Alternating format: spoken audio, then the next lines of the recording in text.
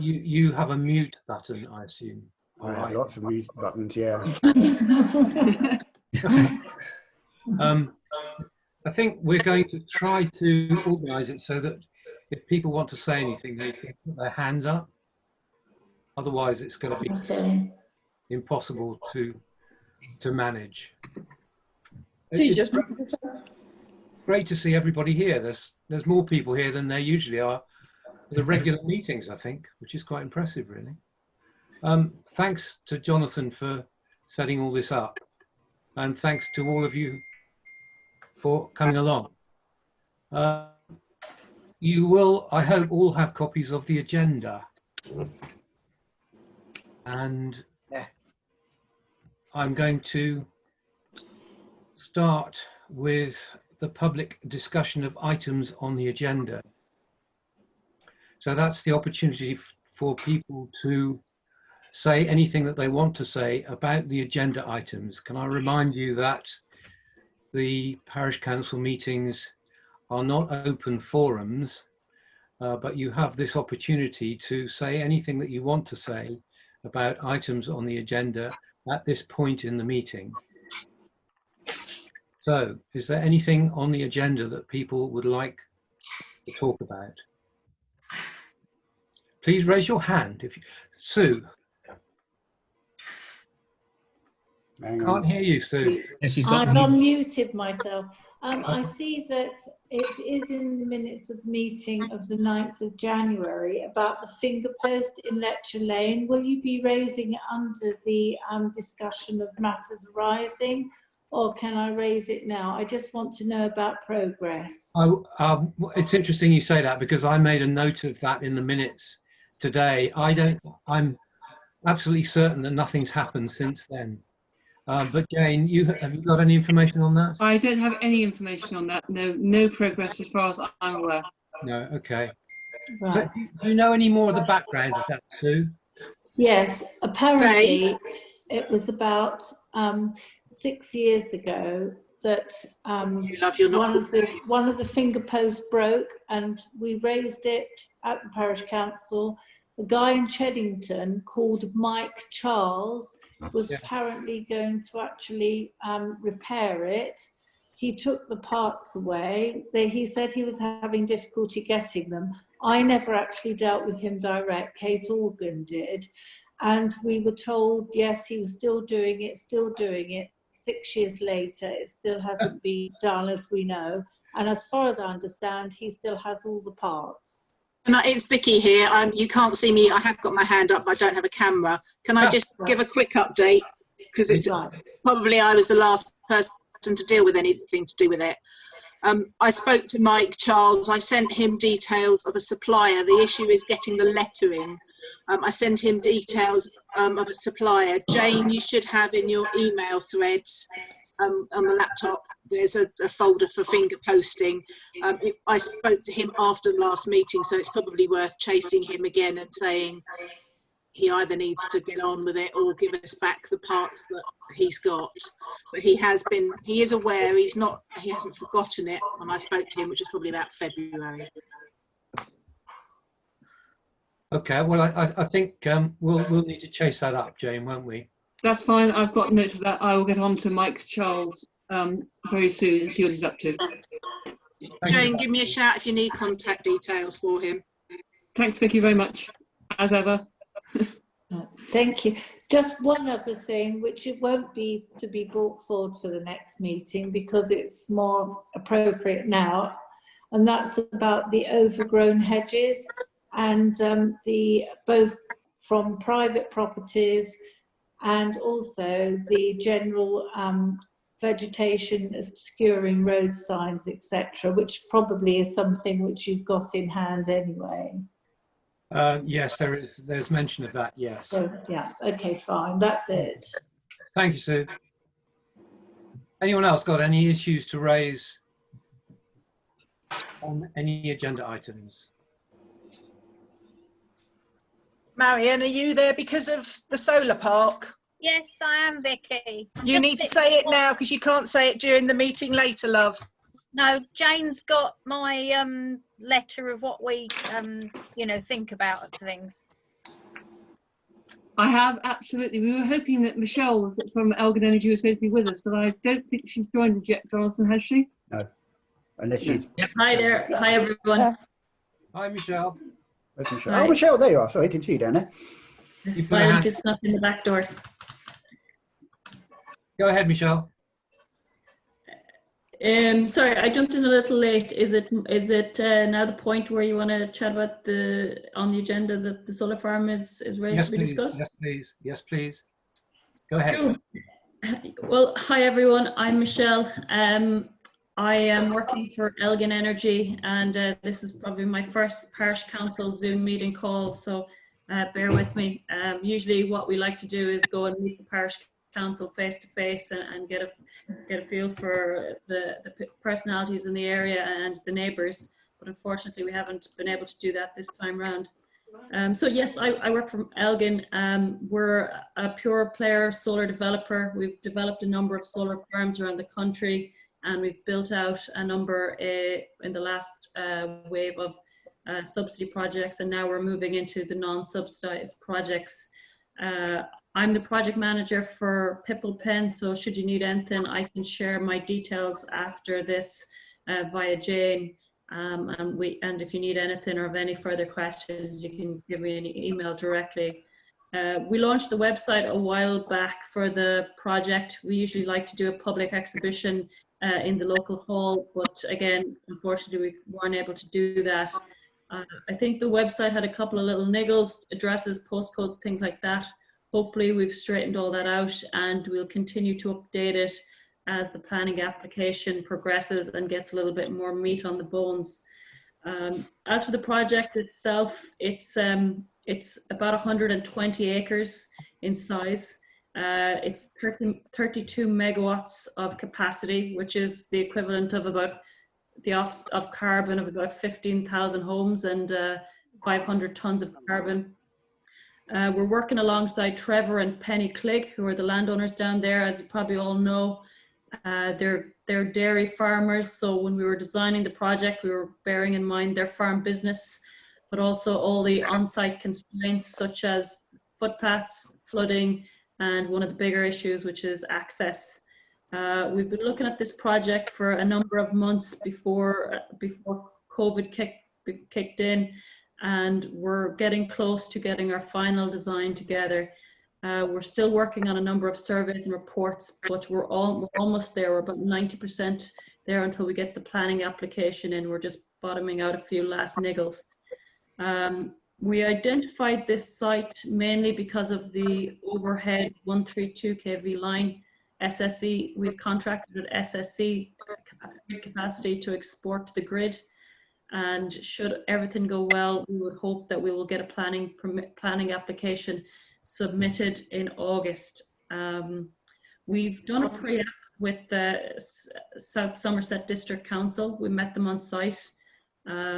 They were very helpful. However, they've not been able to provide us formal feedback on the pre-app. They're just a bit tricky to get hold of, and I'm sure they're very busy.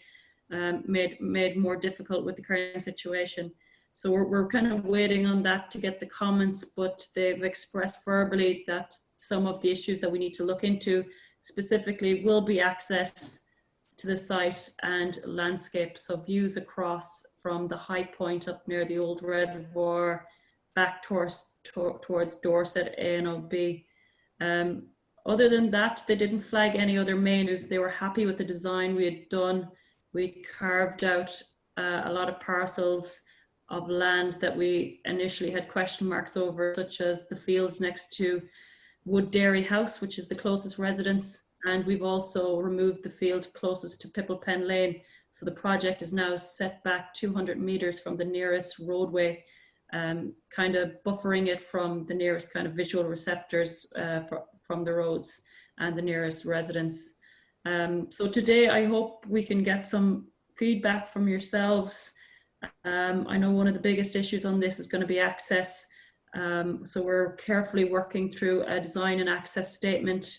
We're doing swept path analysis to understand what the road can take, how it can be managed, and not to create a backlog and disrupt quite peaceful South Perrott village. So that is top of our priorities and will be the main sensitivity with this site. And that's about it if anyone has any questions. Well, we do have some, Marion in particular, you had some questions, didn't you? Or do you want Jane to put those? Yes, if Jane can put them, because I emailed her and North Perrott Parish Council. Yes, okay. Please. Jane, do you have? Yes, yep, just bear with me just 1 second while I get them. Yep. David Martin had his hand up. I don't know if anybody saw. Sorry, yes, Martin. Yes, Martin. Yes, thank you. Just to clarify, if everything goes according to plan and you do get planning permission, when are you intending to start work? Well, typically according to the local authorities, they need to make their decision within, I think it's 12 weeks of validating the planning application and closing off public comments. However, we find that this is not the case in real time. And we expect that it might spend the guts of a year in planning, maybe 10 months at least. After that, it'll be a case that we need to get final design in order, which we'll have to submit to the council, and we'll need to procure construction contracts and electrical contracts. Right, so are we talking about next summer or later than that? I would imagine later than next summer. It could even be as far as the following summer, with delivery times for the grid infrastructure, but also the delays that the council will probably be subject to. Okay, thank you. Let's have Jane's. Have you got them, Jane? Yes, I have. I found them here, David. Okay, thanks. So this is a few questions from Paul and Marion Morris. Marion is with us this evening. One thing she would very much like to know is the exact location of the site entrance, because it's not clear on the consultation documents. Sure. Sure thing. I might actually just try and share my screen here. Please forgive me, I'm not a Zoom expert, but I'll try my best to get it right.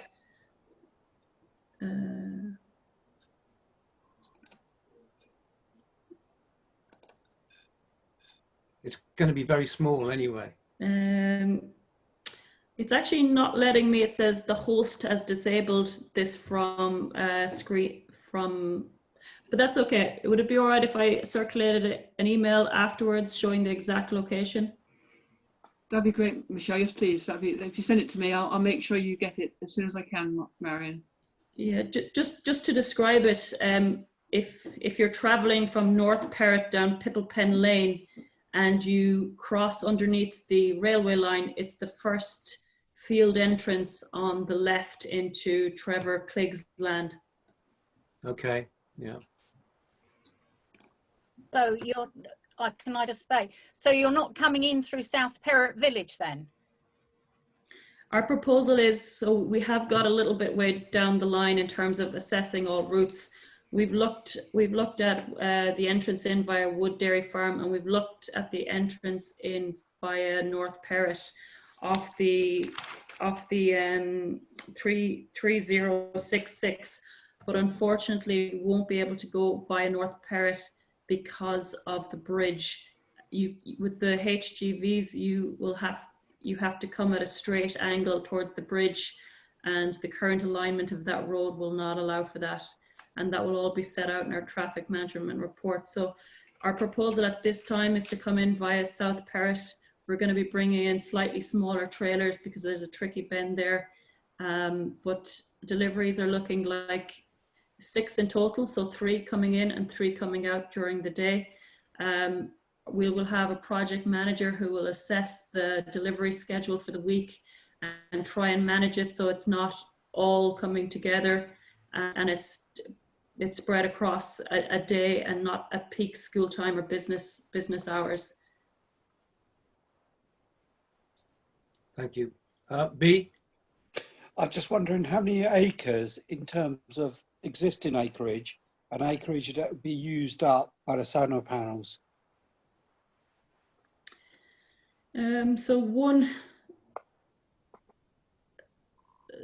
So typically we look at about 3.5 acres per megawatt on the ground. No, you misunderstood my question.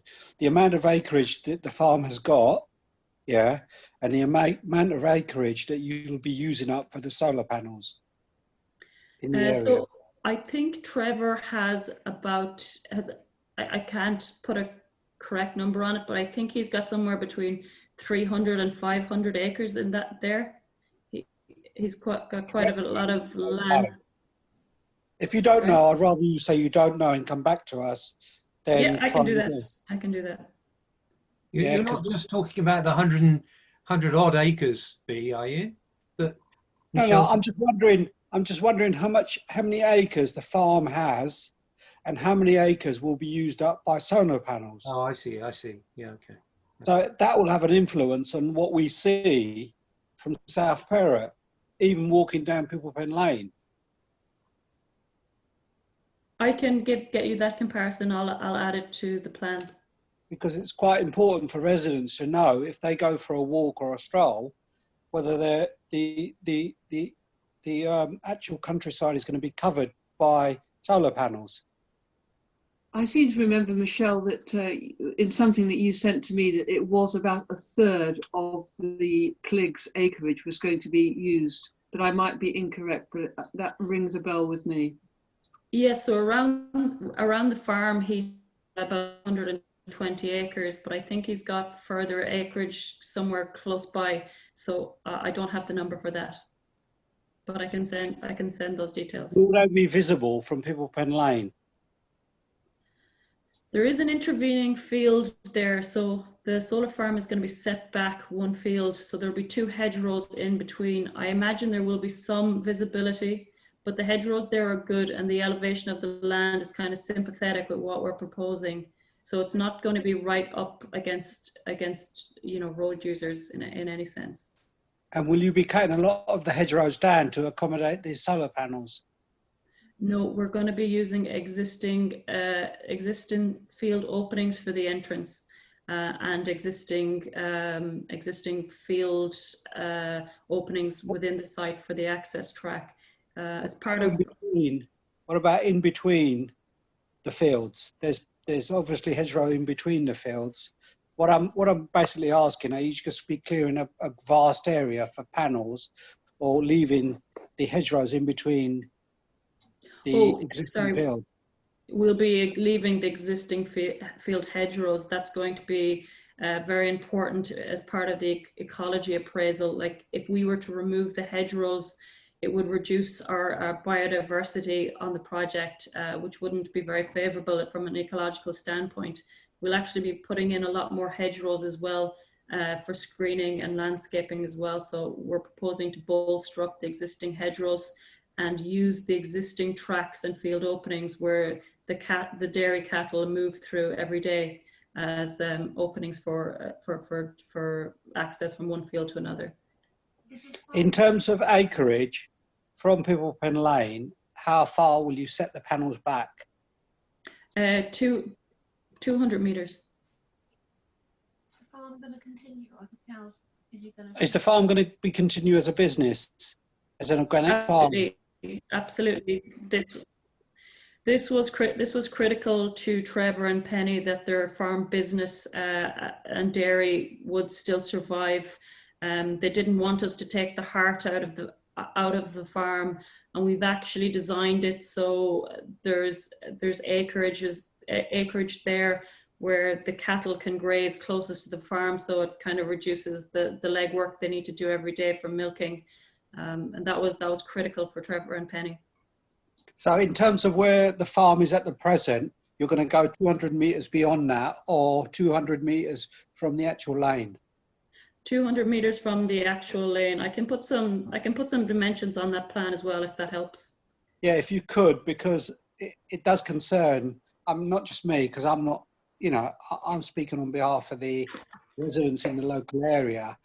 It is a concern that when people go for a walk down there, and that the people that live there are going to be concerned about just overlooking a load of panels. Michelle, screen sharing is now available if you would like that. Oh, great. Christine, can you let Christine? Sorry, I was on mute. I'm interested in are they planning to put a substation in besides the panels? I've suddenly lost it. Yes, we will. Yes, we will need to do that. So can you all see right. the screen? Yeah, got it now. So there will be a substation built as well as the panels. Yes, there will be a substation as part of the design. It's required to export to the SSE infrastructure. Okay, and where will that be provide sited? more Do you know whereabouts on your Yes. plan that substation will be? Yes, I can show you here. Yeah. If everyone can see the plan. The I've got it. substation is going to be just here. Okay. And will you be using batteries? No, You're not using those filthy carbon batteries. Okay. Thank you. That's all I wanted to know. It's not part of our planning application. Okay. So the substation is here, and just to go back to the access, this is Pipple Pen Lane, not School Hill, coming down here. Yeah. And there is no panels proposed in these fields. They will be in these fields. Okay. And all the hedgerows will be retained. There is a footpath. And within that, there is a footpath that goes right across that site. There's a footpath that runs north to south down here. Yeah, which goes to a railway crossing, Yes, where you just can here. cross the railway. What are you going to do about that? So we won't be building on the footpath. We need to stay away from that as part of planning guidelines, and we need to respect the users of it. Right. You will be able to see the panels quite visibly from here. Well, yeah, that's fair enough. Will you fence it? Will you fence the footpath? We will need to fence around the panels. Yeah. Okay. Thank you. And this is going to be the existing. Let me see, can I zoom in? Oh. So this is going to be the existing entrance here. We're going to use the existing track here. We'll have to upgrade it a bit, and the panels will be in here. So users of this road, should you be walking down here, you shouldn't really be able to see it in here. There may be glimpses from the higher points on Pipple Pen Lane though. Can I just ask how long the disruptions will last in terms of panels being brought in for whenever you start work? As part of the application, we say we kind of go on. It's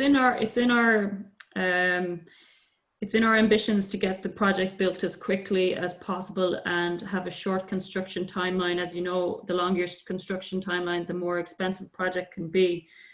But we do, as part of our planning, probably over-egg the pudding a little bit and say 16 weeks. It's probably something more like 13 or 14 weeks. And that construction timeline is split into site mobilization, deliveries, setup, and then reinstatement. And will that be an off-peak or peak season? And what I mean by that is a holiday season.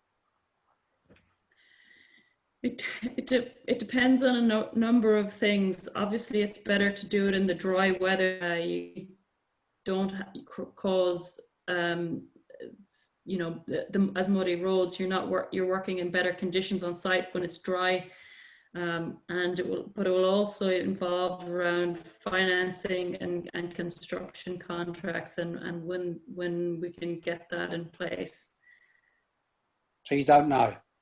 But put simply, at this time we wouldn't be able to.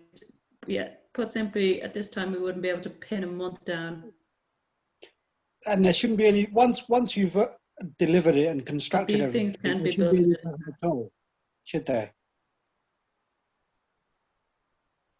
Oh, not much at all. This is what we'd call a large, it's a large scale commercial site, different to the subsidy sites, which were somewhat smaller. So there would be a couple of site visits, but only an individual in a van. It wouldn't be HGVs, and they might come out once a month. And for operations, they can access at it from any point. They can come down via North Perrot because it's only a van, or down Woodbridge Lane, or up via South Perrot. So it shouldn't be a problem with traffic.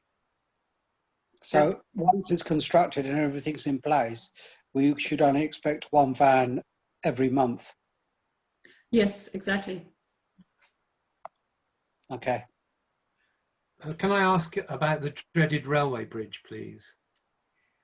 Is that David? Yes, it is. So the railway bridge, I know you've been keen to get hands on our design for that. All we've done for that is carried out a swept path analysis. So an analysis of getting HGVs in around the bend. We've done work in terms of flooding in the area. We've actually had to tweak our own design to take paths out of flooding areas that are on the site. There's a cluster of woodlands there just to the north. Yeah. We've had to pull panels back out of to avoid any flooding areas. But yes, that area does flood. We're happy to support and help you with whatever we can and use whatever leverage we can with Network Rail, but it sounds like they're tricky enough to get hold of. Extremely. Well, I sent a lengthy email, as you know, and I haven't had any response from anybody about it. But it seems to me it's at a low point, and unless it's dealt with cleverly now, you're going to have real problems in a year and a half, 2 years' time. I'm sure you've got a lot more leverage than we have because it's not even in our parish. So I feel somewhat helpless in this situation, frustrated.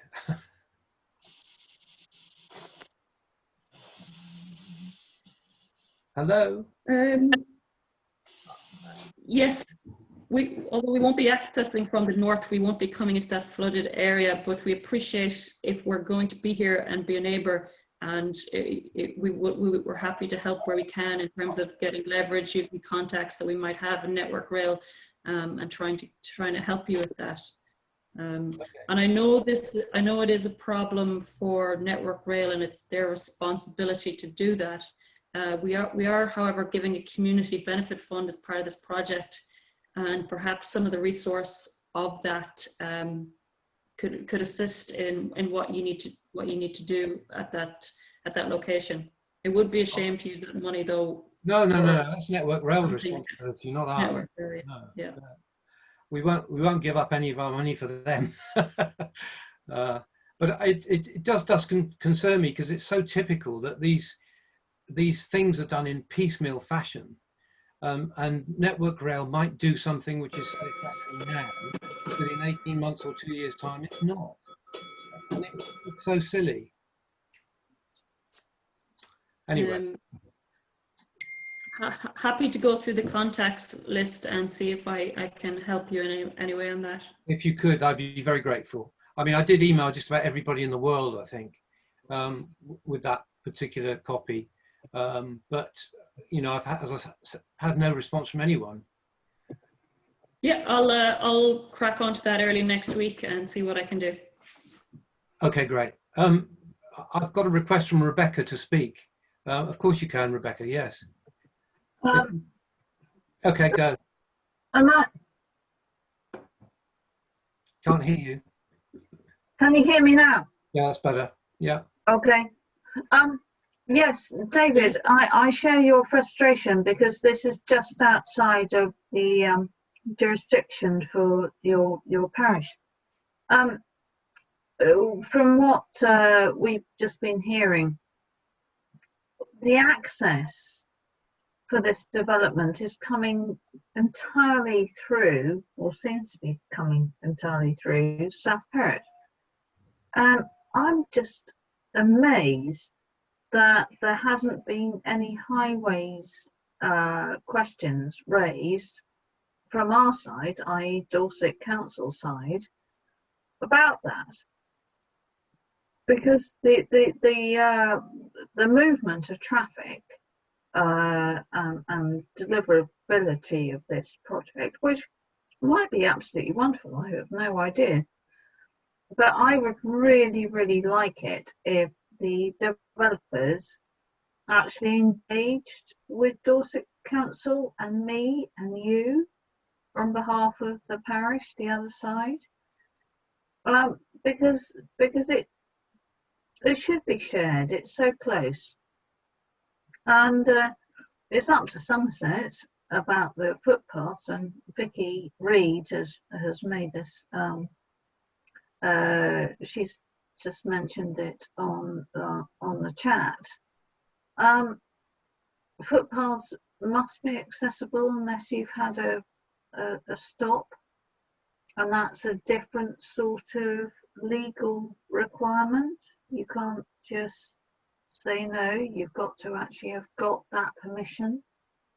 But I'm totally with the chairman that here we are with a development out just outside, so close, but all the vehicles are going to come through the village of South Perrot. I'm going to take this up.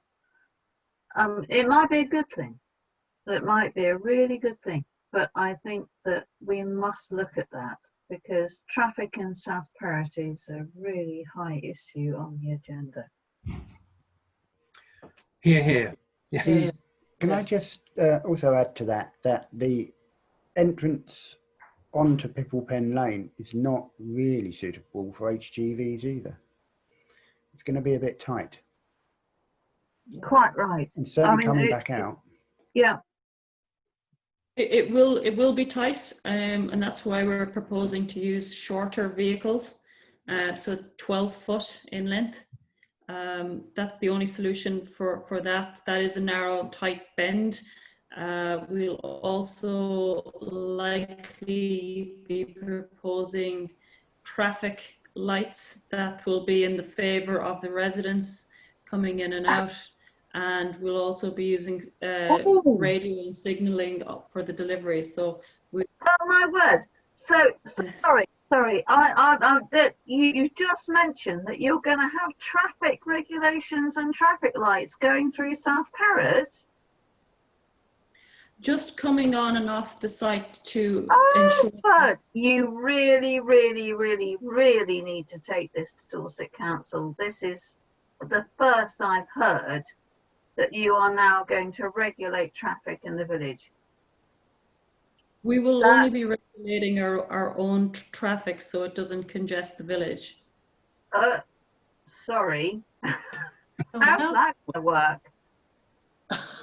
Well, as part of our proposals, we're going to do, we've put together a construction traffic management plan. That plan will need to go to South Somerset District Council, but also highways in Dorset as well. It'll need to be signed. And it better go there very, very quickly. Thank you. Sorry, I didn't catch that last, what you said. Well, it better go to Dorset Council very, very soon because we have had absolutely no sight of this. Sorry, Chairman, I should go through. I'm a bit cross about that. Well, one of the issues has been that apart from the name of Pipple Pen for the lane, which was incorrectly called School Hill, we've also been called South Perrot in Somerset. And so there's been confusion right from the word go, from the developers, I'm afraid, as to where precisely we are. And I don't know whether that's got anything to do with it, why you haven't in fact got in touch with Dorset, because you've had us down as being in Somerset, haven't you? Well, the site itself is in the administrative area of South Somerset District Council. Agreed. But when you sent the publicity material through to me, you had South Perrot in Somerset. So I think there's been a misunderstanding all the time. Yes, apologies. There has been a little bit of confusion there, but I hope we've rectified it now.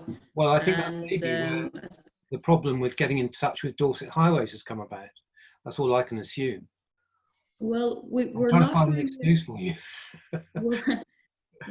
we're not really at the stage yet, just yet, until we have our final reports complete, so that we can give them to Dorset and to Somerset, because the assessments are just done. The plans are now been made, and the full picture is there for them to assess the project. Like we do have many projects with tight access points, and councils are very strict on this element. They worry about visibility lines, they worry about congestion, and they worry about passing bays, things like that.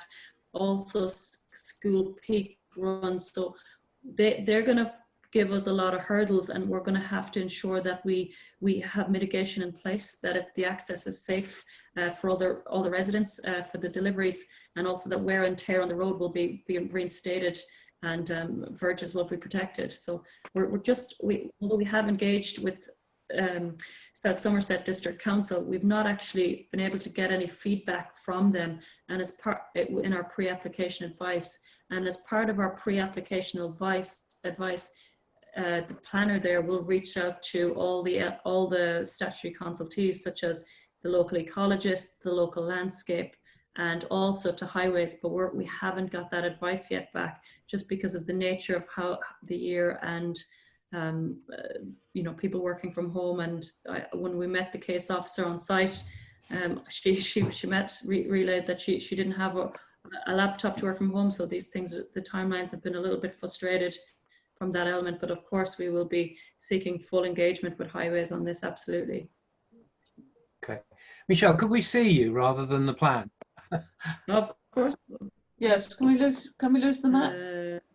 Because I can't see everybody. Oh, that's better. Yeah. Okay. Yeah. Right. Okay. Well, Michelle, thank you very much for fielding questions. Are there any more comments that people want to make? I'm sure that we'll be mulling over what you've said, and any more information that you can give us, Michelle, will be most gratefully received. And certainly, if you could email that information that you promised earlier, then that would be very good. Yeah, and just one last final point. We know that the big issue for this project is going to be traffic and access. So it's something that we're going to work very hard on to get a good solution in place, and to engage with all the right people on. Can I just ask one last question? Sorry. Is the substation very noisy? No, it's not noisy. There will be a slight hum off it, but you can only hear that within the solar PV fence line. Okay, thanks. Okay. David, Vicky's got her hand up. Sorry. I didn't see. Who's got your hand up? Vicky. Vicky? No, it's been covered now. It was just to say that I would say that 60 to 80% of the children that live in this village will be walking along this section of road, and I would very much hope that there would be a stipulation of no vehicles coming before 9:30 or between sort of 3 and 4:30 in the afternoon, which is when those children are walking down that road, which has got, as you know, no footpaths, and then crossing over in order to get to the pub, which is the school bus pickup point. And there's 2 buses that come at different times for primary and secondary schools. So just if that could be sort of taken into account when you look at the traffic management side of things. Absolutely, yes, I'll feed that in. Thank you. Thank you. I can't see Vicky, Jonathan, is that? No, it's intentional, and my webcam doesn't work on this, Dave, but I haven't, I'm not looking at my best anyway, so you're best off with a black screen. It makes it a bit tricky noting when your hand's up, that's the thing. It's a little icon. Oh, where's it? Have I got a little light? No, maybe it's because I'm the...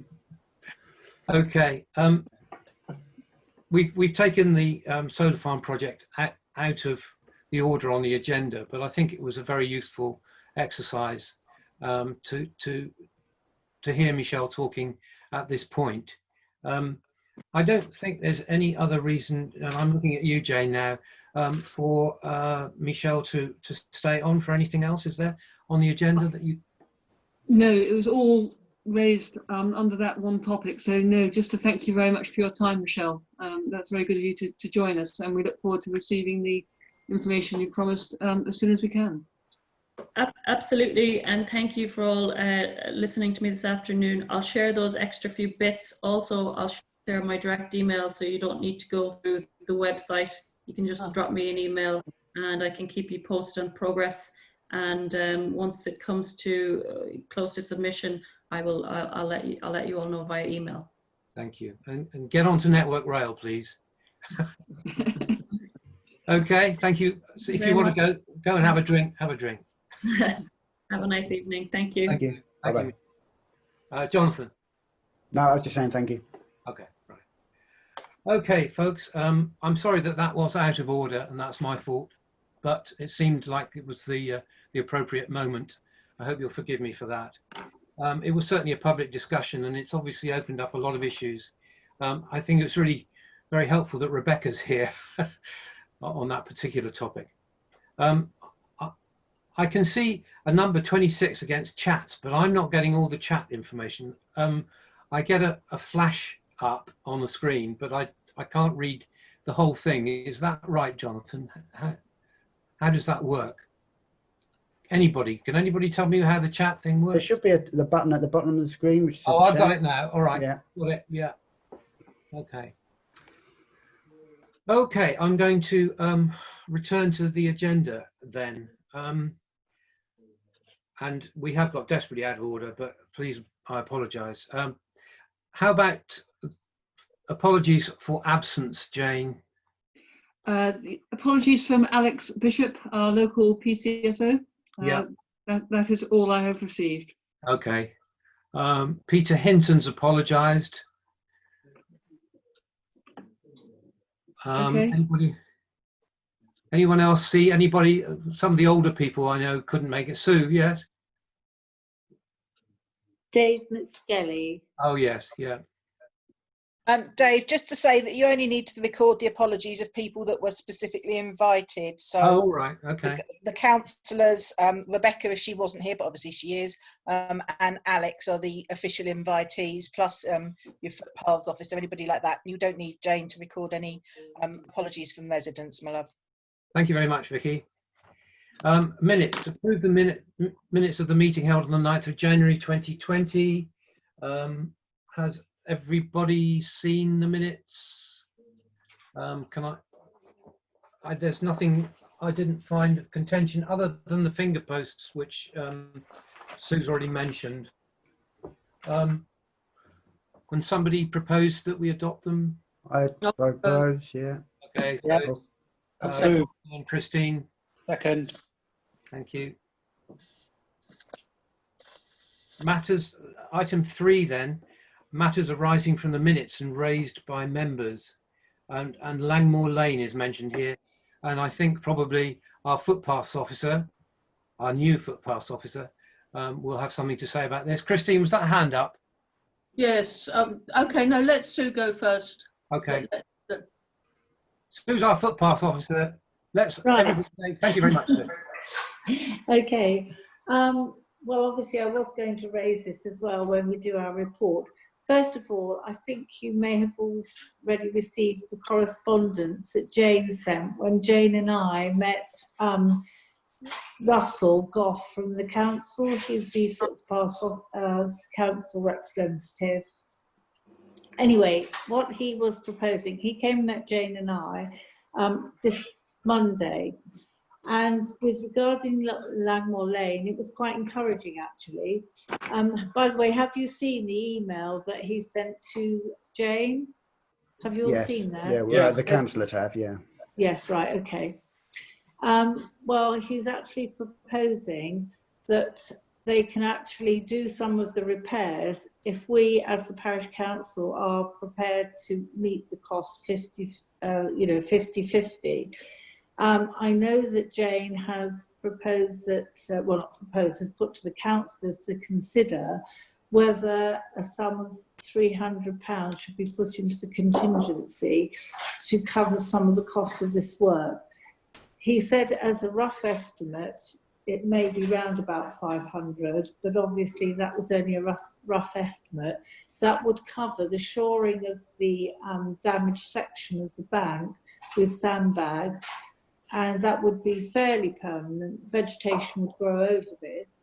And if it was agreed at this meeting, the work would actually be completed within undertaken within the next 4 weeks. So that seemed quite a good solution if the parish council were prepared to meet the council, the Dorset Council, halfway with cost. It's all right, Richard's just going to get that. They always ring at the most inopportune moments. Okay. Yes, so that's where we are with Landmore Lane at this stage. Just to fill, sorry, Christine, yeah, you go first. I'm just wondering why the parish council should pay 50% of the cost. Because according to the Highways Act 1980, it is entirely down to the council to keep footpaths in good order. And it is actually down to them to repair. Why are the parish council being asked to put money in? Why are we asked to put residents' money in to something that the council should be doing anyway? Well, as far as we were led to understand, it's the responsibility of the people whose property it's on, and at the moment, there's no indication of. But that's what we were told anyway. Is it a permissive James path? was also at the meeting. It's not a the permissive right path. It's part of the Landmore Lane. It's a bridle path. It's a public footpath, and therefore the council should pay to maintain it. Rebecca, have a statutory duty under the highway. Yeah. Can I help you out here? Yeah, go ahead. Okay. No, actually it's not. It is the responsibility of the landowner. But on a right of way across private land. Yep. Is it a right of way across private land or a public footpath? It is the It's both. responsibility. If it's a public footpath, it's down to the council. No, it's not. Well, according to my reading of the Highways Act, it is. When it comes to a footpath, it is the responsibility of the landowner, whoever that might be, and it could be a parish council, it could be Dorset Council, it could be me or you, who has a footpath coming through their land. It is the responsibility of the landowner to maintain that footpath. It is their property. Yeah. When it comes down to rights of access, so if you take the way that you take your footpath and the base, okay, so you're walking over something. The walking bit can be deemed as Dorset Council right. So if it is the walking bit, that could be the responsibility of the council. But actually, it isn't, because it is owned by the private landlord or the public sector. It is the sides also which are the responsibility.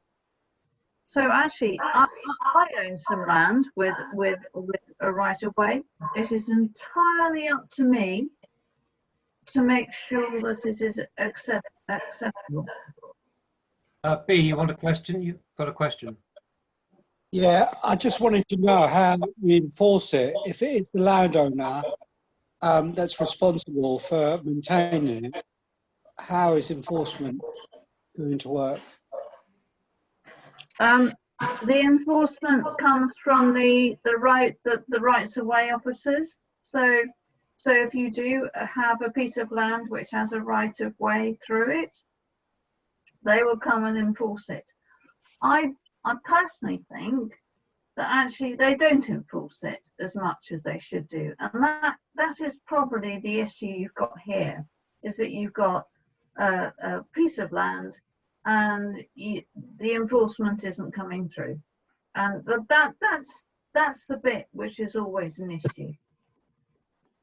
Should we be concerned that the farmer damaged down this to path? the landowner? Christine. Well, I'm just reading the Act now, 1980. Under the Highways Act, to keep the surface in a safe condition and fit for the type of traffic which is ordinarily expected to use it. The duty is to maintain the structure and fabric, including the surface. The depth surface depends how much is needed to support the path. Now, this is all for the council to do. This is all the responsibility of the council.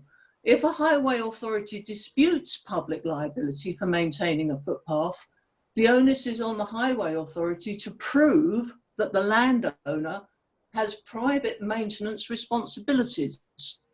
So you're saying that the landowner has private maintenance responsibilities, but the onus is on you to prove that. Other than that, it is down to the council. And you're absolutely right. You read it absolutely right. So when it comes down to the interpretation in Dorset, the interpretation and the guidelines from Dorset is that it is entirely down to the private landowner. Well, how convenient. No, it's not convenient. It actually comes down to the fact that we have some other areas, and I appreciate that there are some issues with private landowners who don't do what they should do. But if you actually opened up the whole of that interpretation over Dorset, we would be into millions of pounds. Well, I'm just reading the Act. I'm not. Yeah. I'm not and my interpretation of the Act is that actually it's down to the private. And nowhere, may I say, Rebecca, does it say that the parish council should pay anything. It's not. I'm absolutely saying. I'm agreeing with you. It's not about the parish council. Absolutely not. I absolutely agree with you. All right. Well, I think I've made my point. I'll go mute. This is to do with the private owner. It is their responsibility, and then they should be taking it up with Dorset Council. I absolutely agree. The parish council should not have to pay. So what would you? I'd just like to say there is a further complication here, that when we had a look into the ownership of that section, unfortunately, it's a situation we have in other parts of the parish. There is no recorded owner for that part of the footpath anyway. So in our discussion, this is why we felt that a compromise solution would be a good one in this case to get it fixed, because there's no evidence of ownership and say of that section of the land. Have we approached the farmer to find out if he's willing to contribute, seeing as his cattle damaged it? He denies that it's his cattle, and we've got no proof that it is. Okay. I said to. May I make a suggestion? Let's take this offline. Establish the ownership of the land, and therefore the responsibility. Chairman. Well, yeah, okay. There's a part of me which says that I really want to get that footpath repaired, and talking about ownership and a 1980 Act, all of which is extremely useful, doesn't get the footpath repaired, and it's been dangerous the best part of a year now. But David, my view is, if you want my view is that we should pay half of it and get it done. Christine. I think this sets a very dangerous precedent, with the parish council paying out for things that the parish council should not be paying out for. I just feel that the precedent is very dodgy. Okay.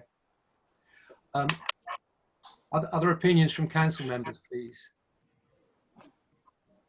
If you're looking for some kind of agreement or disagreement, if we can't establish who caused the damage and we can't establish who owns the land, I think as a parish council we should pay it. B? B? Where's he gone? He's gone. He's gone. Eve, where's Eve? What do you think? I think we should pay it if we can't find out who owns the land. Okay, thank you. B? Well, we can't do anything with that, B, but we do have a majority in favour of a budget. Jane, did you have a question? No, I was just going to say that when Russell came out, he did say he would go back and try and establish it, but he wasn't optimistic. So I'm just backing up what Sue was saying, really. That was all. Okay. Thank you. Jill, you had your hand up, kind of it was waving around. I didn't know if you had a question.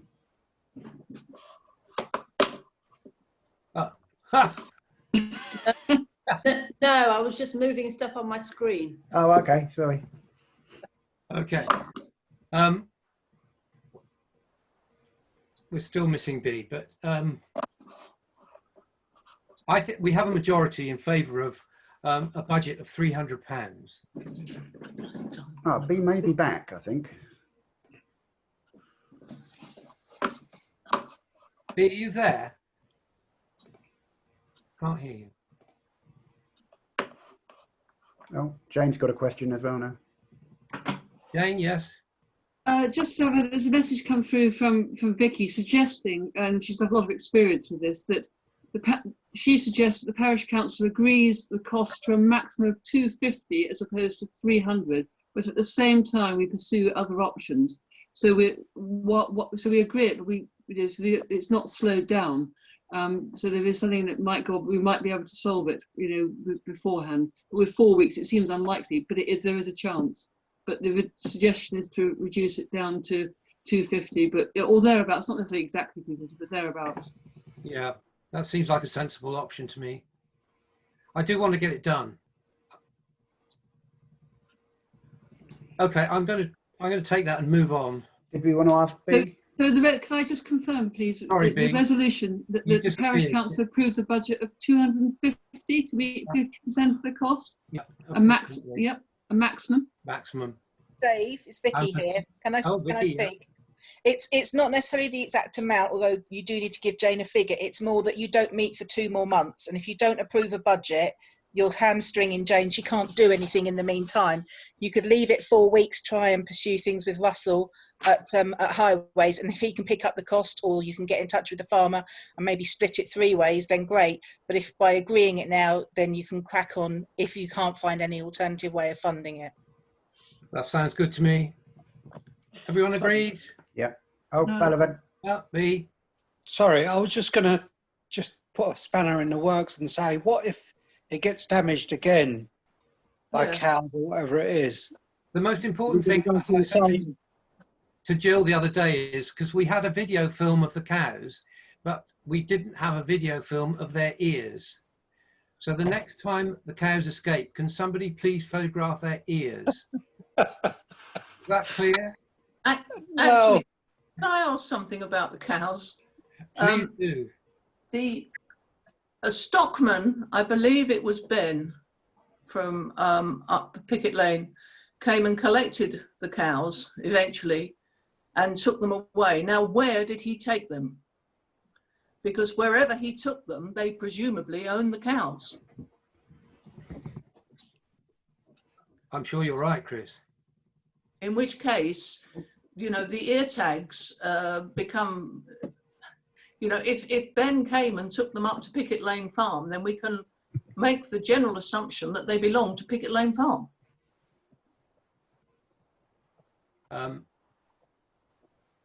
I think Jill wants to talk.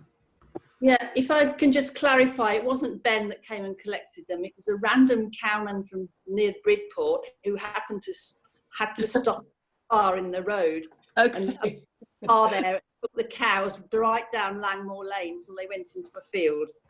Okay, sorry, Jill. I thought it was Ben. I didn't realise it was a random cowman. Okay, enough. Right, I'm going to move on to matters arising from the reports from the Dorset Councillor, Police Officer, River Warden and Footpaths Officer. I think we've covered Footpaths Officer in more detail than perhaps expected. Are there any questions that people want to raise from the reports, please?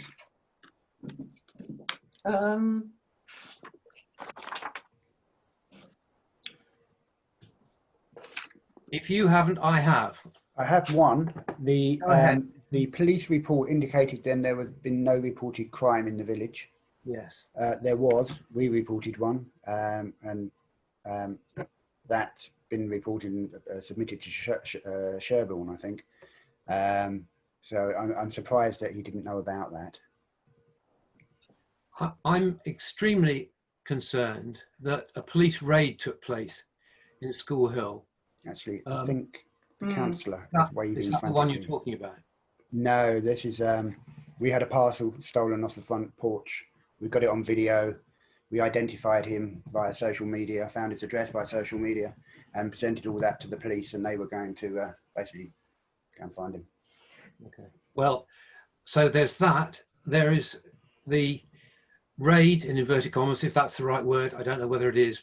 Vicky, I don't know whether you were, Vicky Reid, whether you were actually a witness to that. No, it was too early in the morning for me, Dave. Okay. But you were certainly witness to an assault which took place in the road. Let's just say we've got frequent visitors up here at the moment. Yes.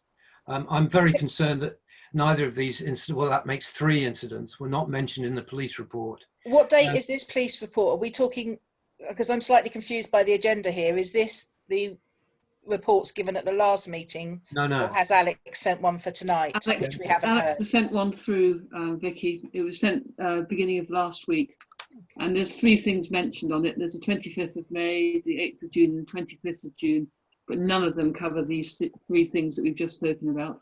School Hill is ongoing, so it's possible he doesn't want to. Well, except that he said on 8th of June, a vehicle was seized in School Hill for no insurance. Yeah, that's separate. Yes, well, I agree with you, it's separate. So there's more. But the School Hill situation is an ongoing investigation, so possibly he doesn't want to talk about that. Well, possibly, but if a load of police cars turn up in the village and, you know, what about the altercation?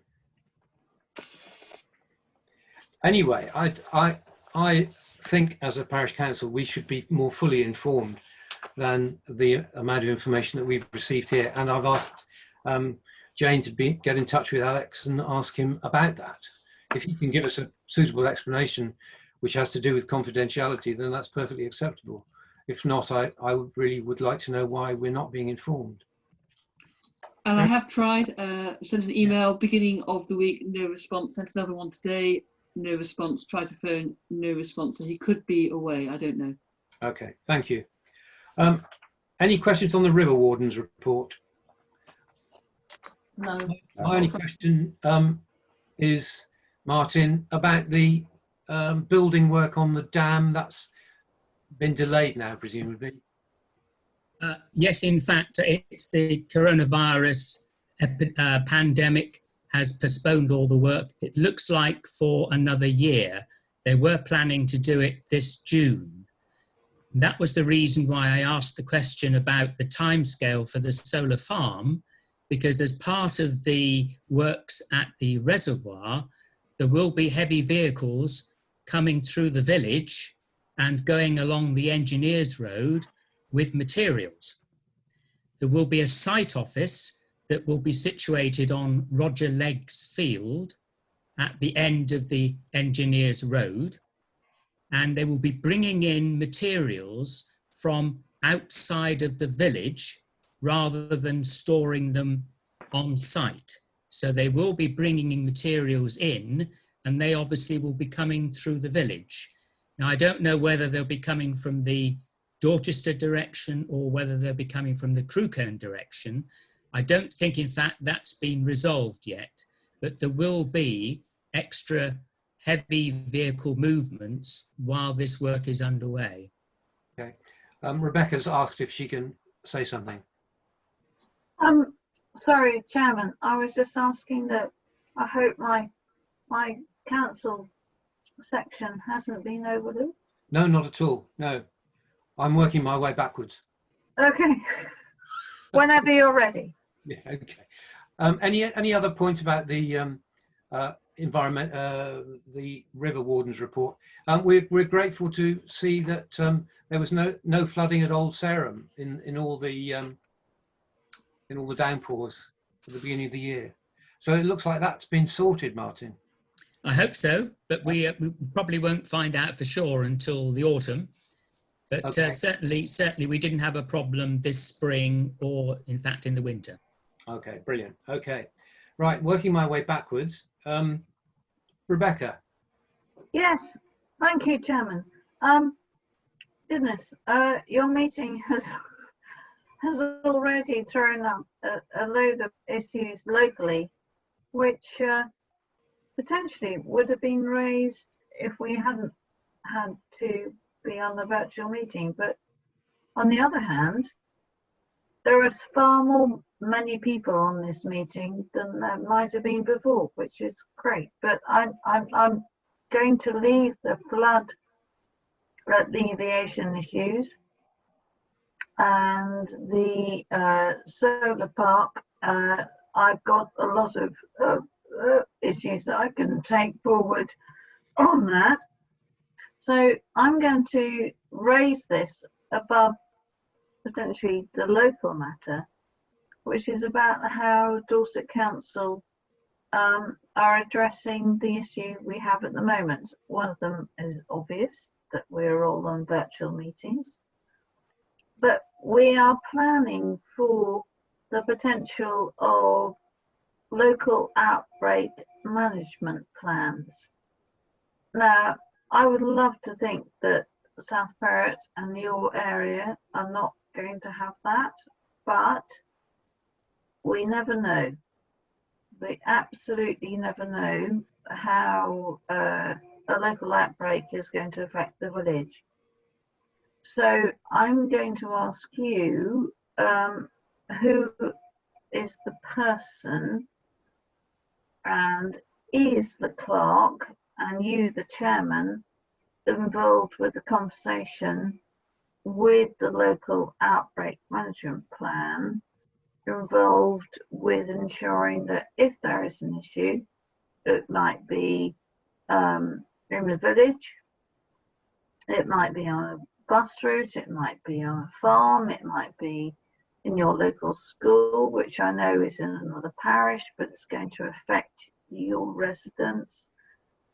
Are you involved with that? Because I'm really needing to know that. The other issue, of course, is how confident you feel in Dorset Council in addressing the current issues that we are facing. You are a small parish, but I don't think that should take away from the fact that you might have concerns locally, particularly about people who are shielded. And it's not just people who are shielded, there are people who are vulnerable but not on the shielded, because the data that comes through from the NHS is different compared to who you might feel are vulnerable and who might need some assistance. So I would just add that Dorset Council have actually been given a really good plus, you know, the tick in the box that says we've been handling this quite well. But if that is not the case from your point of view, I need to know, and I need to feed that back. And also, in the meantime, as we just heard from the conversation going on about the planning, I personally have just been involved this morning in the planning application. it was far from brilliant from representing local councils and people's views. Now, if there are some planning applications that are coming up in your area that you need me to assist with and ensure that they go to the planning committee rather than delegated to officers, please tell me. I can't come to your meetings, none of us can, but please let me know. And I can, as your local member, ensure that they go to a planning committee. And those planning committees, though they're virtual, they really are being very, well, they're not just sitting back. They are really making a name for themselves. This virtual system is working. Not as much as going to a meeting, but we've seen tonight there are far more people on this meeting tonight, which is great. But please let me know what I can do in between meetings. Thank you very much, Rebecca. The first part, your first question, I'm afraid that bit's passed me by, and you, Jane, I guess, about the what was the people we should be communicating with? The name of the, in case of an outbreak. Outbreak management plans. I mean, we've Me. had a lot. You. Me. Okay, you.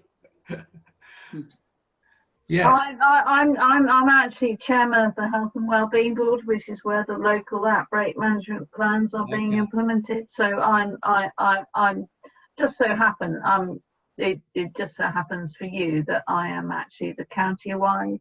Oh well, that's good. Okay. Okay.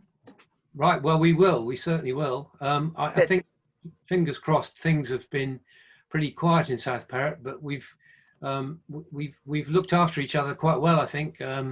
We've had newsletters and we've had people looking after other people and making sure that no one was completely isolated. And thanks to my wife Jill for a lot of that work. But we still don't know whether we're in the clear, do we? And I think there's a degree of complacency creeping in, which I'm aware of. And I think we've got to avoid that at all costs, really.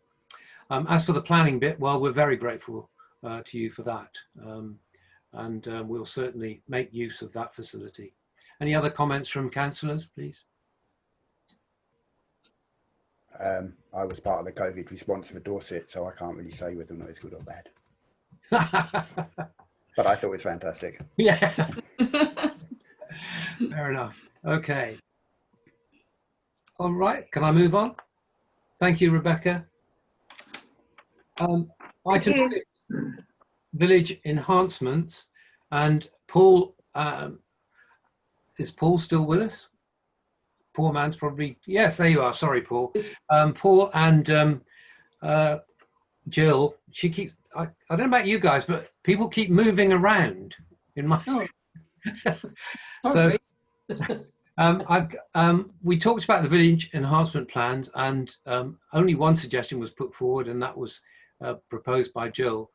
We haven't had any comments, positive or negative, really, but things have moved forward, and between the two of them, Paul and Jill are going to talk to us as a council about what they're proposing. So over to you guys. Right, well, I'm going to start off and then I shall introduce Paul.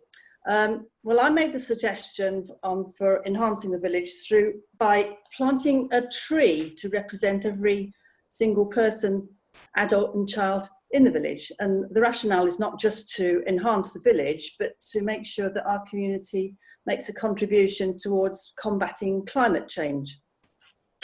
And why trees? Well, for a start, they absorb carbon dioxide and potentially harmful gases.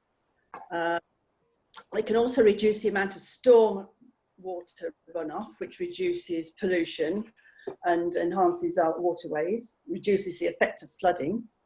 And many species of wildlife depend on our trees for their habitat. and trees can also provide food, protection and homes for many birds and mammals. How could we put this into action? Well, there's lots of sources of trees available, saplings from the Woodland Trust, and there's lots of grants available. It'd be quite straightforward to source different sorts of trees. And it'd be really nice to get everyone in the village involved in this and to find locations for the trees. And they don't have to be huge oak trees, they can be smaller, 20-foot, 30-foot trees, they could be shrubs, or they could be parts of a hedgerow. So I don't want anyone to be put off by thinking they couldn't possibly make room for a tree. And we've got some communal areas as well, which could well be enhanced by having more trees. The planting season is November to March, so we've got some planning time.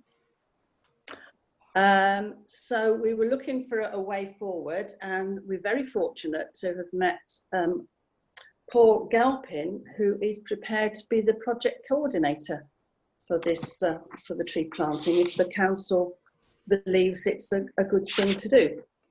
So I'd like to introduce Paul, who lives in Mosterton and walks here regularly with his dog Lola. And I have walked around the village with Paul, and I've now familiarised him with most of the areas of the village. So I'd like to hand over to Paul, if I may. Thank you, Jill. Paul. Thank you. Hi, everybody. I'll try not to cause any controversy with this one, so hopefully it'll be forward. So yeah, we walked around the village yesterday, just having a look at mostly communal sites where we could potentially plant trees and shrubs, enhancing the area without planting for the sake of planting. So we had to look at a few sort of communal spots on roadside verges. We looked at Millennium Green, and there's potential to put a hedge in down the length of the Engineers Lane, which would be quite a nice, would provide quite a nice habitat or a nature corridor. And also, if we're looking at planting or a shrub for everyone in the village, would quite easily take up, you know, the whole 200 plus shrubs or trees in one go. But there is potential for people to have shrubs or trees in their back gardens. So we've been discussing putting a survey together for the village, where people can indicate whether they're happy to plant something in their back garden or front garden, and how much space they may have. And we'd also be looking to maybe provide some advice in terms of what species of tree or shrub would be useful, depending on the space that you have. So at the moment, yeah, just done a few sort of preliminary looks around the village. Once we've decided whether or not we're going to go ahead with this scheme, I can get in touch with some of the contacts that Jill has already made, and look at, you know, what trees and shrubs we can get for November. Jill's done a really good job in finding out how we can procure those trees, and the fact that, you know, most of them are free because they've been paid for already by companies, airlines, that sort of thing, who are trying to offset their carbon footprint.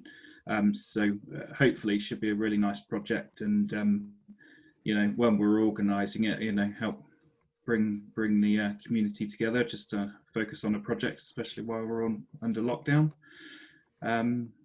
So yeah, that's pretty much as far as we've gotten, but it's looking forward to getting it going if we can.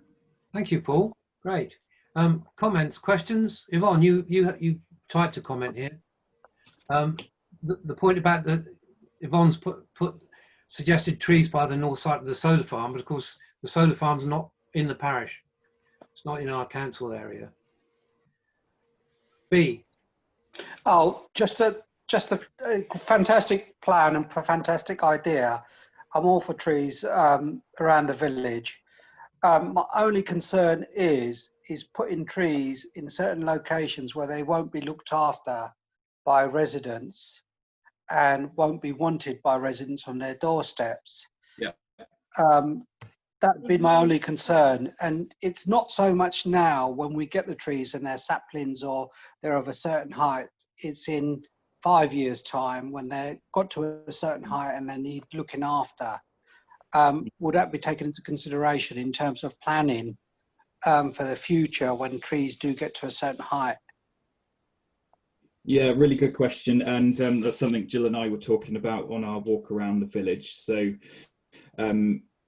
anyone looking to plant something in their garden, like I say, as part of the survey, we'd be looking at providing a little bit of information about the size of particular species, and then, you know, if people need more information from us, we can sort of communicate on more of an individual basis and give some advice one-to-one based on space that people have in their garden, bearing in mind that people move in the public spaces. So for example, the hedge line, I don't want to plant any trees because there's those communication cables over the top. So we don't want to plant anything that's too tall.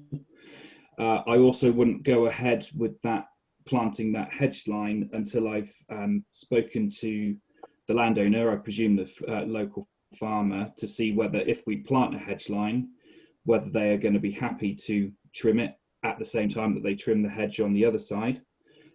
So yeah, really good question. I don't want to be planting anything that isn't going to be looked after or remain healthy. Just a quick one. In people's back garden, I haven't got an issue at all, because if someone wants a tree in their back garden, you know that that's going to be looked after, because that's really going to be their tree. And if they want it there, they're going to look after it.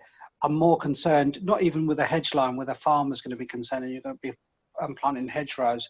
I'm more concerned about areas in the village where it's a communal area. I know where I walk down Pickett's Lane, just over the bridge, there's an area where loads of trees have been planted in the past and they've just not been looked after, and some of them are tumbled over.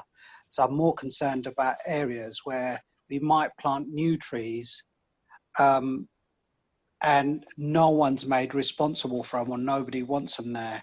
So all I'd say is, if we could consult the neighbouring household and say, will you look after these trees? Because the worst thing can happen is we plant a tree and then it's just left and not watered and it dies. Oh, at a sapling stage, you mean, when it needs more looking at it before it's established? So if anything, it might be possible if we can get neighbourhoods or neighbours, or where it's located, the neighbours to agree that they're going to look after that particular tree. Yeah, I think that's worth including potentially within the survey. But I think as part of Jill's idea for the project, that was to help, you know, foster a little bit of a sort of community engagement and cooperation. So yeah, be more than happy to help, you know, discuss with everyone in the area whether or not they're happy to help out. It's almost like you say, it's almost like fostering a tree. That's what I've said. Adopt a tree. Yeah, adopt, you know, and it's theirs. And they look after it, especially if it's in a communal area. The back garden, trees in people's back garden, I haven't got an issue with, because I know if someone wants a tree in their back garden or their field or whatever, they're going to look after it. Mm-hmm. Okay. No, you're exactly right. Really appreciate your concerns. I'll be making sure that wherever we're planting a sapling, we're going to plant a sapling that is going to be better suited to whatever conditions are actually there. You know, not going to be looking to plant something that's out of place that might then struggle. So hopefully maintenance at a sapling stage will be fairly minimal. Fortunately, trees and shrubs tend to be fairly hardy and look after themselves for the most part. Could I ask you about money, please? Yes. Because we have to approve a budget, but I know Jill's fairly confident about. Well, I looked at what the Woodland Trust, they are giving some trees away, but it may be too late to apply for those for November. But they do have packages where I did a very rough estimate and looking at 200 trees and reckon we could get enough for about £500. if we had to buy them. But I find that it's very unlikely that we'd have to buy them all, because I have the contact with the Eco Group in Beminster. They have some trees, and they have lots of sources of free trees that we can tap into. So I would have said 500 max if necessary, but it probably wouldn't need to be that much. Okay, how do people feel about that? To pick up on what Vicky suggested earlier about agreeing a number, just so that we've got it agreed, and then Jane or whoever can then act upon that. I think we should agree. In my opinion, my vote is we agree £500 maximum spend, and then that's kind of a pot that can be dipped into as necessary. Otherwise, we'll have to wait till next month again. Yes, Jane, we have 3 proposals, don't we? Yes, we do. Could you put them to us, please? Certainly. Resolution 1. The Parish Council approves the principle of a tree and shrub planting scheme as part of the South Perrot Village Enhancement Plan. Do we have a seconder and a person to put it forward, please? I'll second. Yeah. Chris and Jonathan. Thank you. Resolution 2, that the Parish Council approves the appointment of Paul Galpin of the Paddocks Mosterton as Project Coordinator of the Tree and Shrub Planting Scheme. Happy? Yeah. B, yeah. Yeah. B and me, or yeah.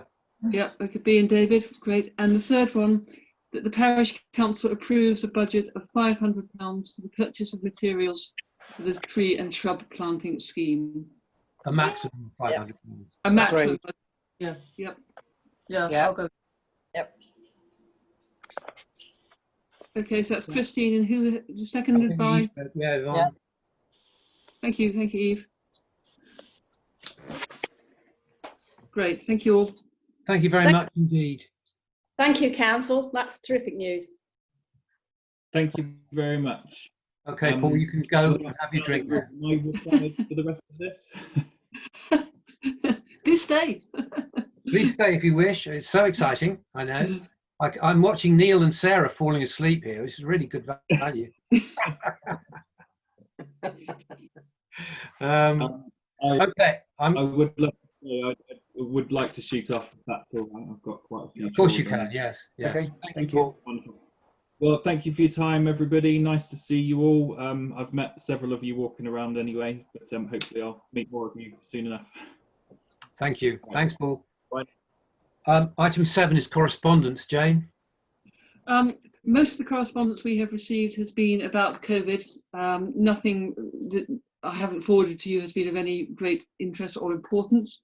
The one that has come up recently is that the Dorset Association of Parish and Town Clerks have their AGM coming up towards the end of the year. If we have any proposals that we wish to put forward to it, we have to have them in by the 5th of August. So if anybody wants anything to be put forward, then please get in touch with me and we can discuss. The only other correspondence has really been about Picklepen Lane and the solar farm, and the railway bridge, of course, and there was some correspondence with a Mr. Latham who was involved in a road traffic accident with a tractor. He was a cyclist at the bottom of the A356 and Pickett Lane. That has all been sort of quietly put to bed and resolved.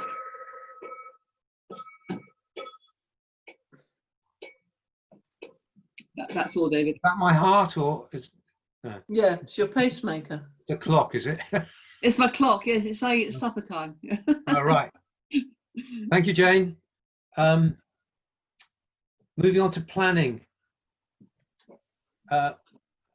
We've got on the agenda here applications handled since the last meeting, none. Decisions notified by DC last meeting, none. New application to be considered, none. Tree applications, none. Other planning matters, coach and horses. Well, the coach and horses is a really strange one because we haven't been told anything about what's happening in the coach and horses. We've got Yvonne and James here. Do either of you want to say anything about what's happening at the coach and horses with regard to planning? James? Yes. Do you hear me? Yep, sure. Yeah, well, at the moment, what's happening here is subject to planning that is pending. It might not have reached your desk yet, but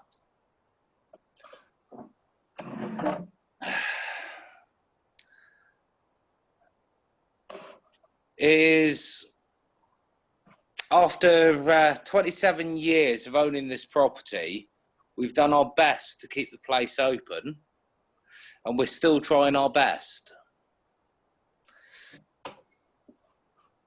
As for planning itself, there is going to be 2 planning applications put forward in the next couple of months. Can you tell us what they are for?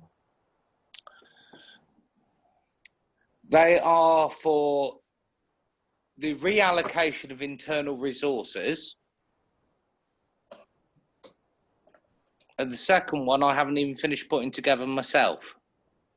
So I can't go into that one yet. Okay. Can you tell us a bit more about this internal reorganisation? The internal reorganisation is to allow the business to survive, to reallocate the internal space to the business needs. Okay. I mean, just looking at the planning applications on the Dorset council. Well, there isn't any there yet. There's nothing there. No, there isn't yet. So- It's so you still said- all of the architects. You said there was one pending. I said there are 2 going to be put in.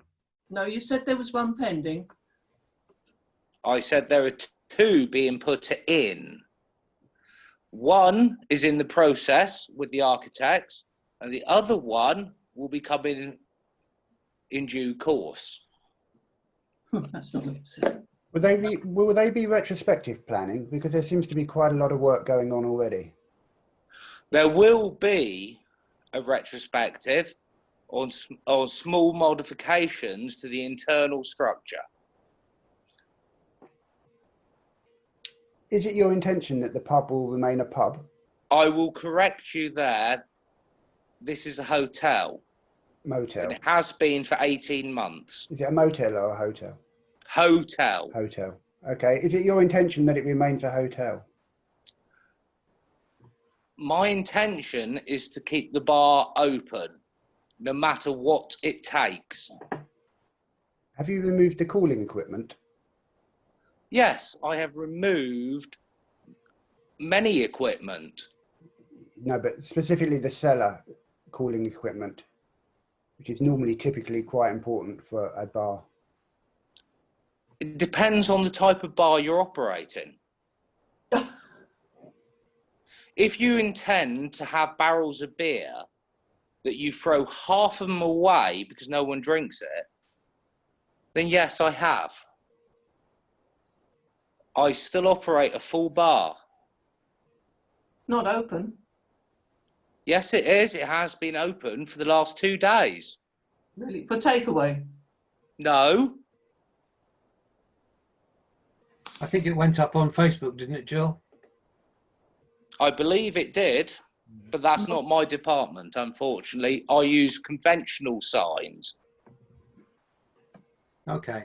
I think... We haven't really got anything anywhere on this. No. I mean, my concern is about, what is it, Riverview Cottage? Riverview Cottage is an independent and legal property. But surely, doesn't that require planning? That is a matter for another discussion. I can't talk on that. But it is a completely independent property that pays full rates as a house. I mean, James, which contributes to everyone's budget. It is an independent property, but it didn't used to be. In other words, it's been made an independent property without planning permission. It was done through the council, through all the regulatory authorities.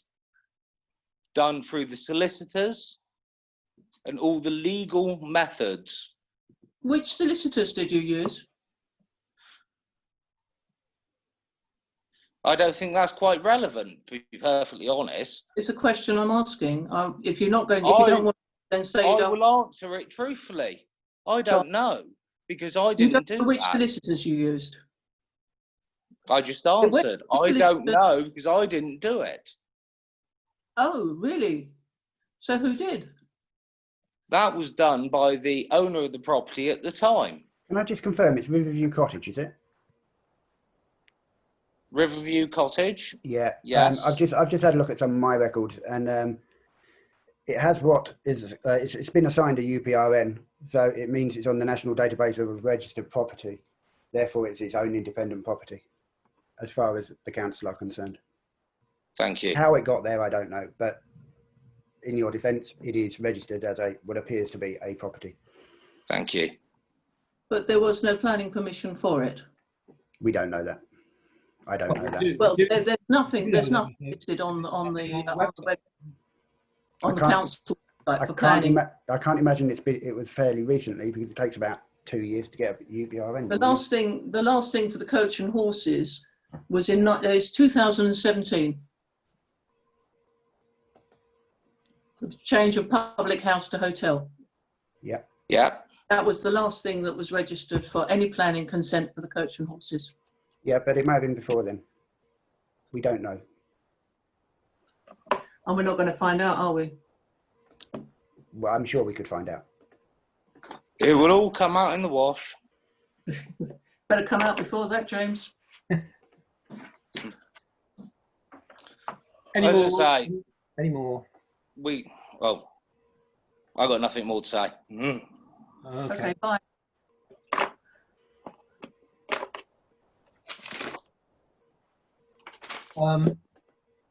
Rebecca, I'm sure you're keeping a watchful eye on what's going on, and will inform the parish council as and when. We don't seem, in all honesty, we've had very, very poor communication with the planning authorities. They've kept us in the dark throughout, and despite our contacting them, we don't get any response. It's been most frustrating. We've done a huge amount of work and got nothing in return, and I'm very, very disappointed. Chairman, the latest I have heard is what your clerk has heard about the situation.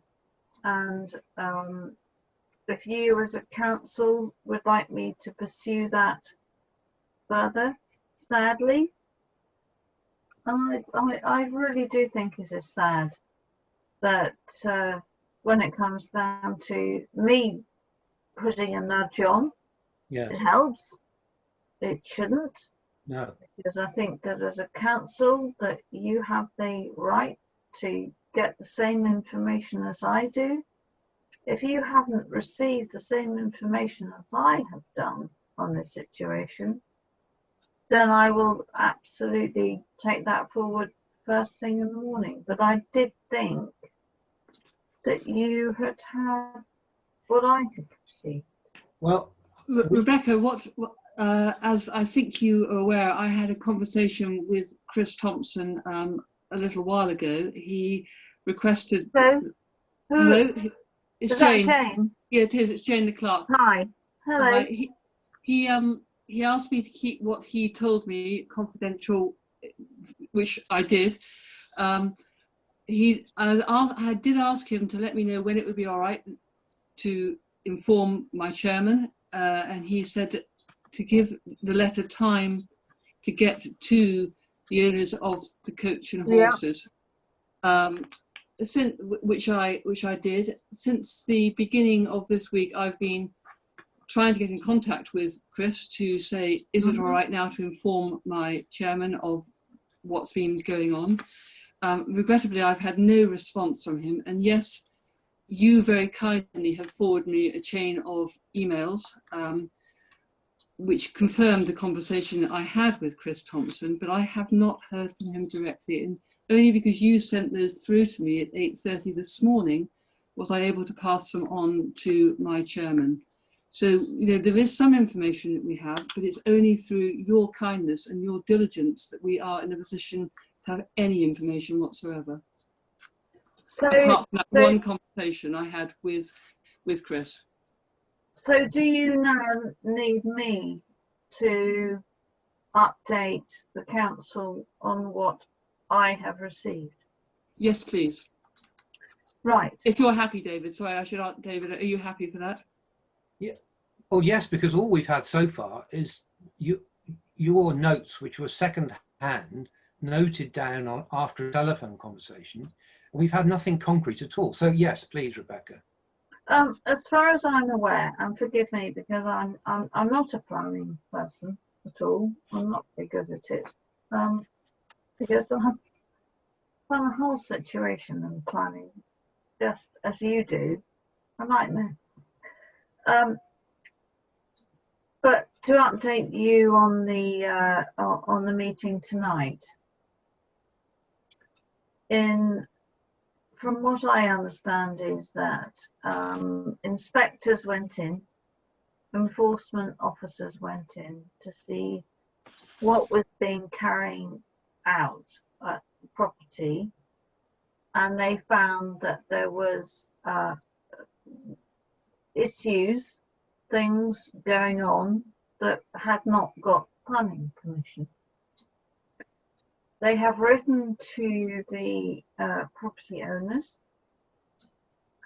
to say that following the inspection that they were carrying out additions to the property which had not received planning at all, and that they needed to submit a planning application in order to ensure that what they were doing was in line with a planning application that had been agreed by you and Dorset Council.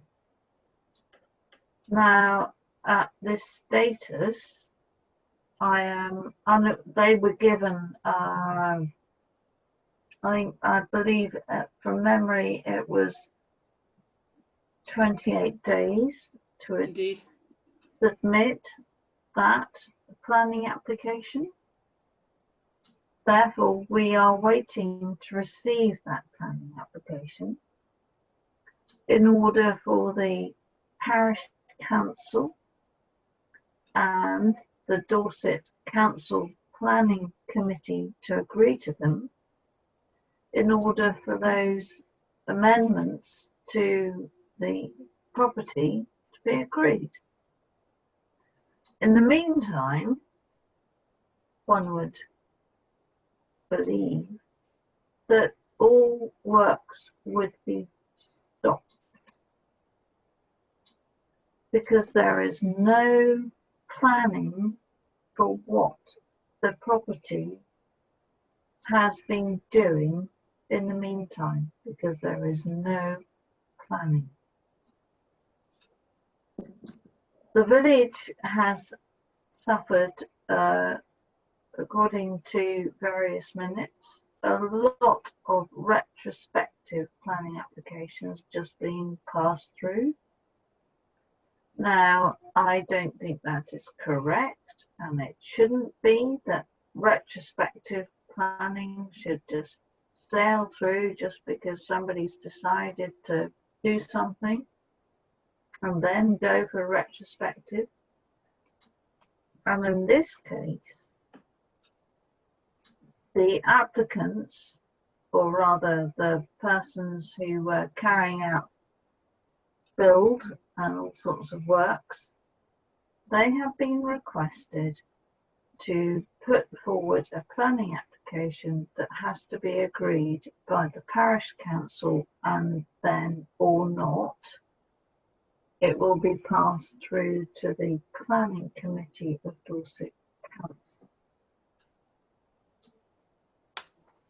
Okay, thank you very much. That's very helpful. Does anybody want to say anything more, councillors? No, I think we have to wait now and see the planning application when it arrives. Okay, thank you. May I ask something? Please do. There are various interests in this application, and I have had all sorts of different emails from people. Please can everything be noted by the clerk, and I'm sure they are, and by the chairman, because this is really important to ensure that transparency and right governance decisions are taken in the most appropriate way. And it's just really, really important that the transparency of any decision or any way forward is understood by the parish council and the residents of the village. So please, councillors and residents, be aware of just declaring your interest. That would be, it's really important. Indeed. Yes. Thank you very much.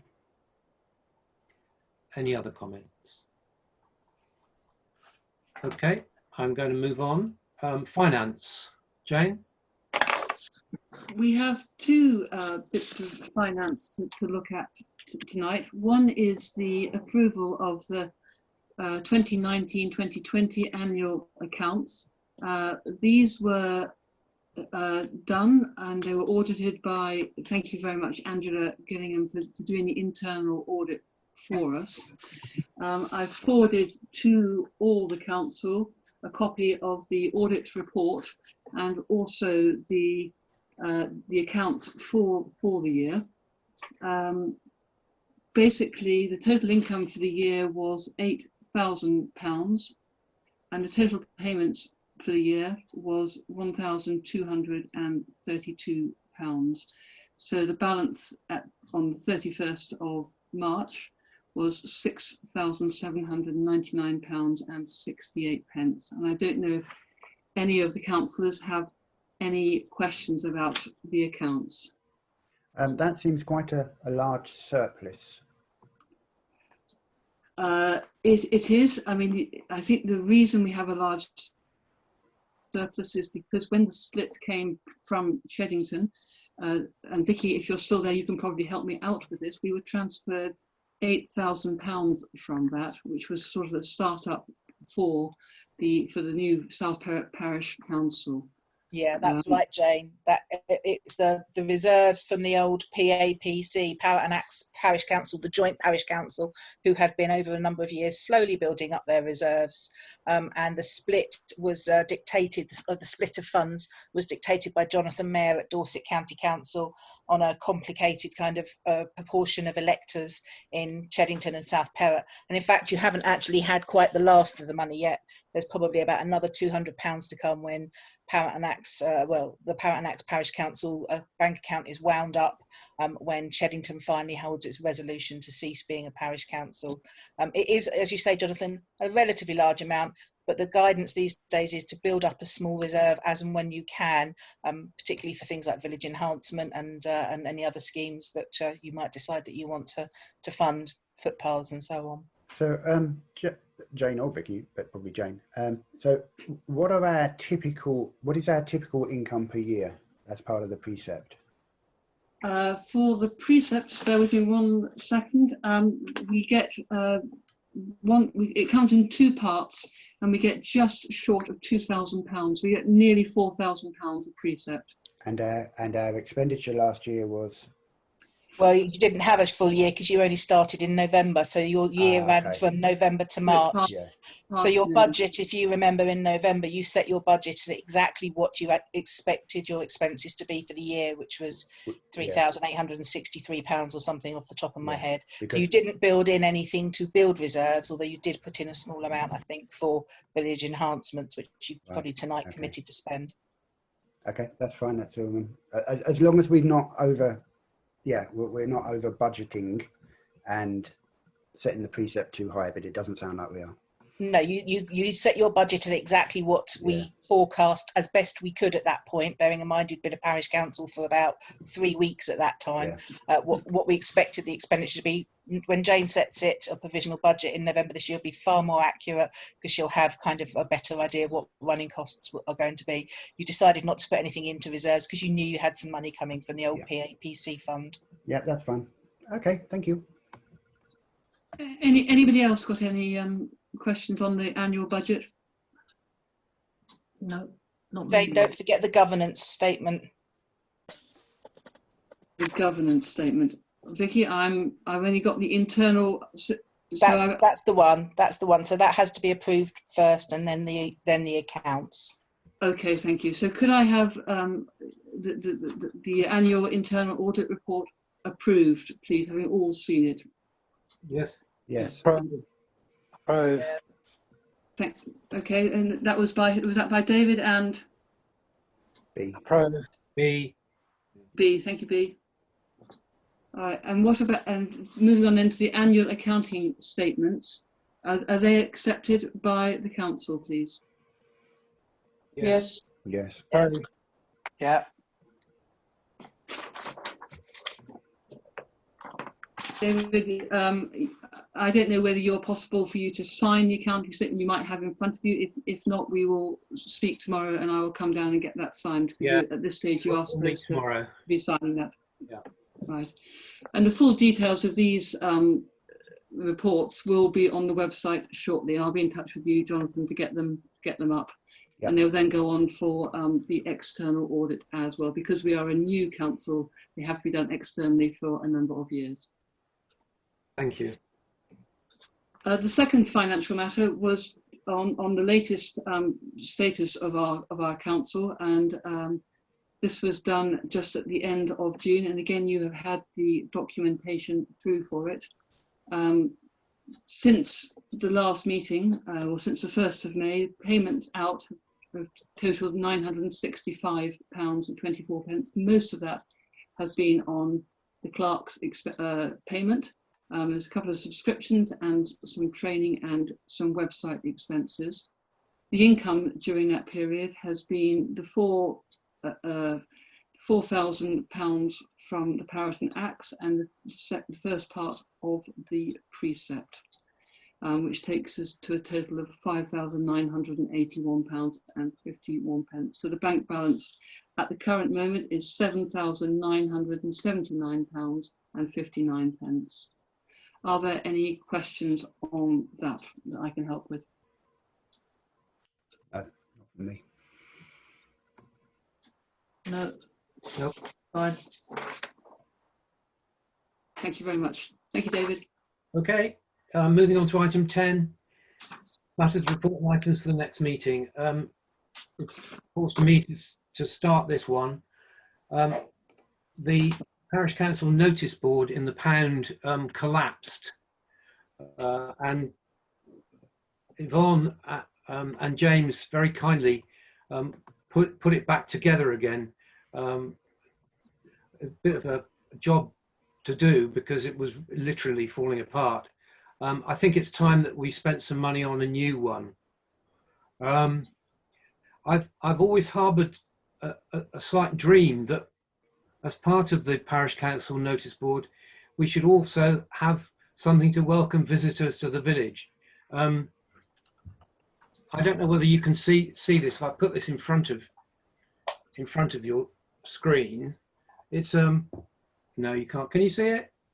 It's kind of vaguely. Yeah. It's a diagrammatic illustration of a village. Oh, one of those, yeah. Well, I like those. Board, yeah. Do you know what I mean? I think the couriers would find it very useful. What would who? All the delivery drivers. Yes. Because we don't have numbers, do we? We mainly have names. I thought it would be nice to combine the two so that we had a council notice board and then a diagrammatic illustration of the village, so that when people walk across to the Pound, they could see the village and they could walk around the village and identify all the points of interest. the Millennium Green, Moen House, the pub, whatever, you know, Village Hall, all those interesting bits. And I thought it would also benefit the parish council, because in looking at that, I think people would obviously then look at the parish council notice board.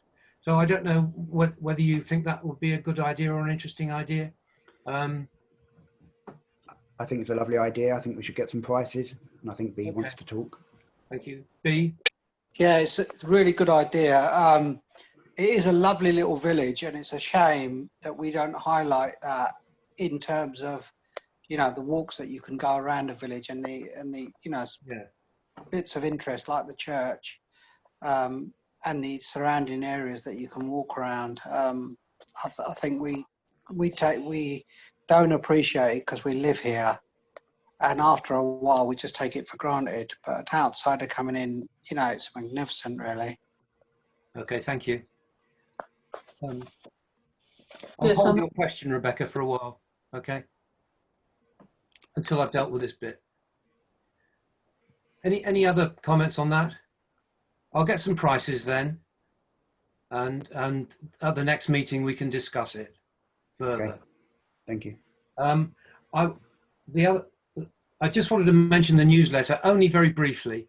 All I want to say is I think we owe Jane a huge debt of gratitude. She came into this job, and within a matter of weeks, she was up to her neck in producing the newsletter, and we all benefited. And I just want to say thank you publicly to Jane for her work on that.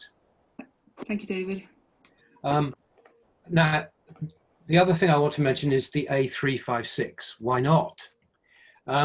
Because we have our major film producers, Neil and Sarah, in the in the bottom of our screens, who are busy producing, well, it's going to be a full-length feature film soon of vehicles outside of their house, sorry, colliding or narrowly missing or being held up for minutes at a time.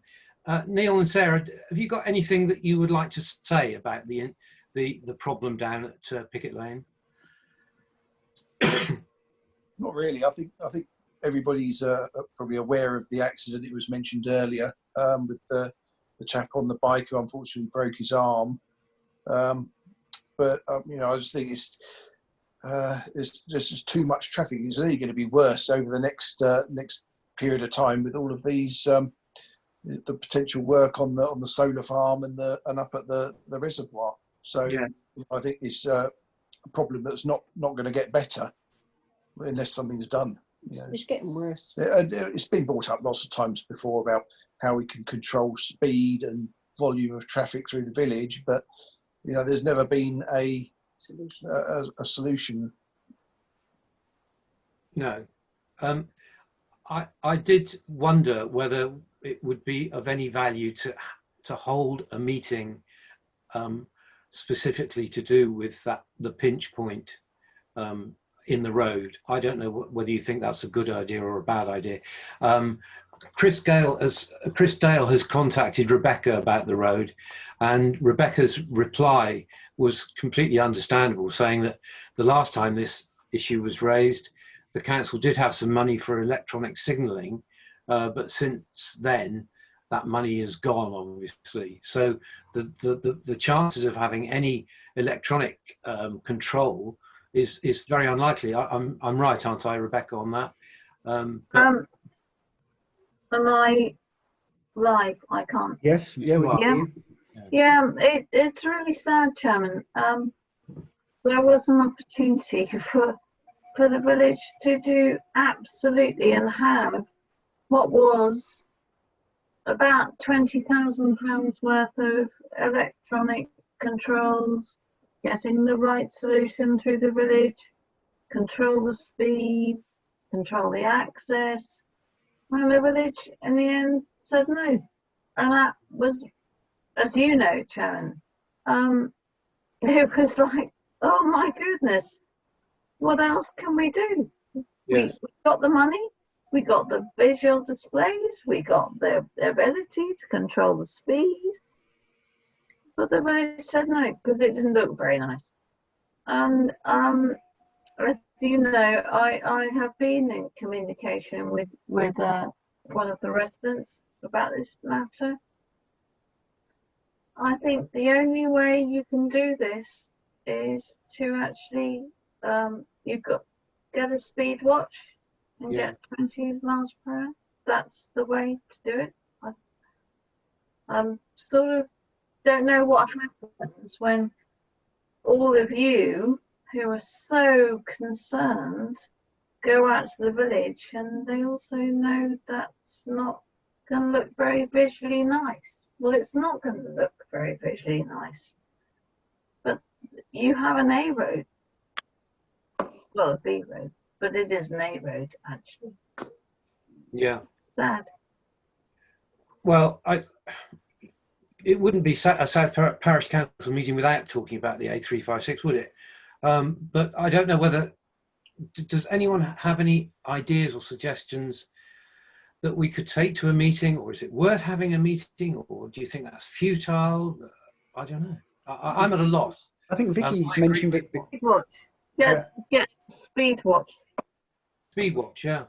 Yeah, get a local group together and adopt the policy which I can help with, which is getting a speed watch team like they've done in Mosterton, like they did in Broad Windsor. Get a speed watch team. That's the way, and then you'll get a package together. It will cost, but get that together. Okay, thank you. Yeah, Christy. The speed limit through the village is 30 miles an hour. If we have a speed watch team, all we're going to do is find that most people are doing 30 miles an hour. But at that pinch point, it should really be less. Mm. You know, that is the problem. A tractor, for instance, going anywhere near 30 miles an hour can't stop. No. Which is what happened with the cyclist. You know, I mean, the tractor didn't stop at all, pulling out of Picket Lane. You know, so a speed watch isn't necessarily going to be the answer, because the speed limit has to be lowered. Well, we've been down. The advantage of the speed watch, if you get the speed I'm really watch. sorry here, but actually there is a really, really good opportunity. It doesn't matter whether just get a speed watch team in. You then get the fact that the speed watch team is there. You then actually apply that to the policy with the police and the council, and I know you're going to have to spend about 6,000 quid, but it doesn't matter. Just if you want to change it, that's the way to do it. Can I just come on, come in and make a suggestion? I think that a speed watch is a very good idea, but I think it's where it's sited this is critical. And I would suggest that where a lot of the problem occurs is where people do not adhere to the 30-mile speed sign as they come into the village, particularly from the Cheddington end. If we had speed watch placed just by Shepherd's Farm, for example, I mean, we could decide on the exact location, but that's where they need to slow down, because by the time they get to the pinch points, they are in fact probably going only about 20 miles an hour. And when the tractor came out of Picket Lane, that was because he did come down Picket Lane too fast and came out too far into the road, as I understand. I didn't actually see it exactly. So it really is to decide where critically the speed watch should be placed, which I suggest would be on the approaches to the village, just where the 30-mile-per-hour speed signs, or just after those.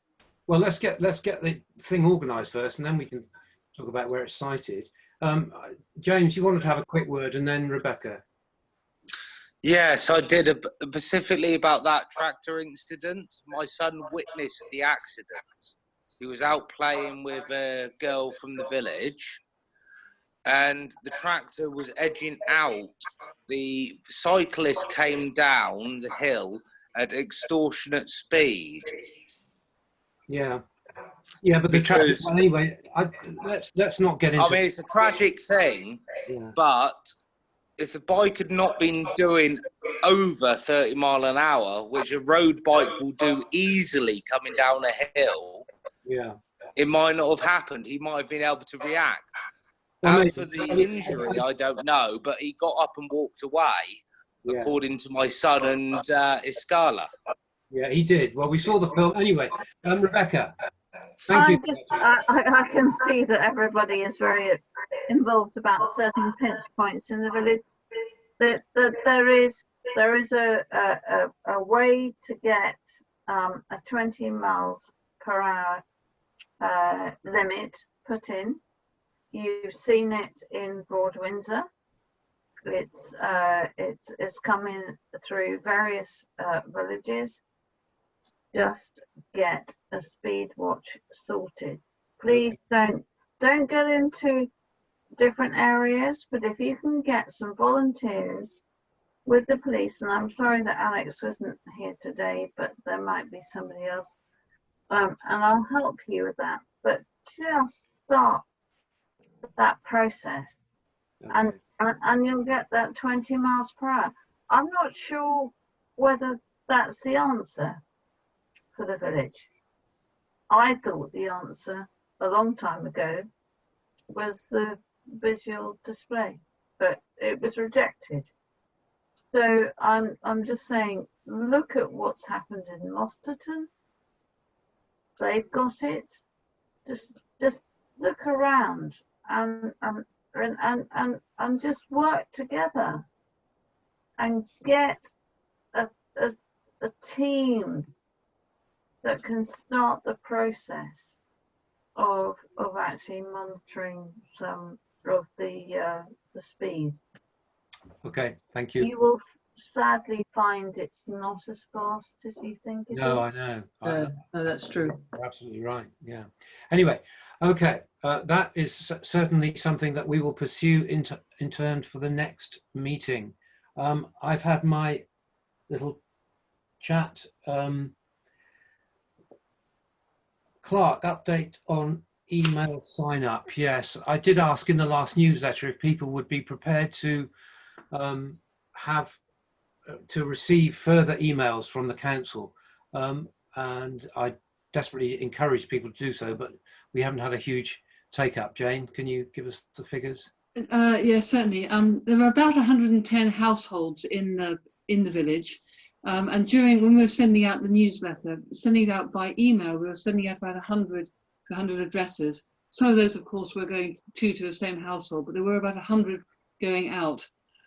Regrettably, we've only had 35 people or 35 addresses who've actually signed up to continue to receive correspondence from the council. Okay, that's a matter of report, really. If you can encourage people to sign up, please do. It's a very effective way of communicating with people.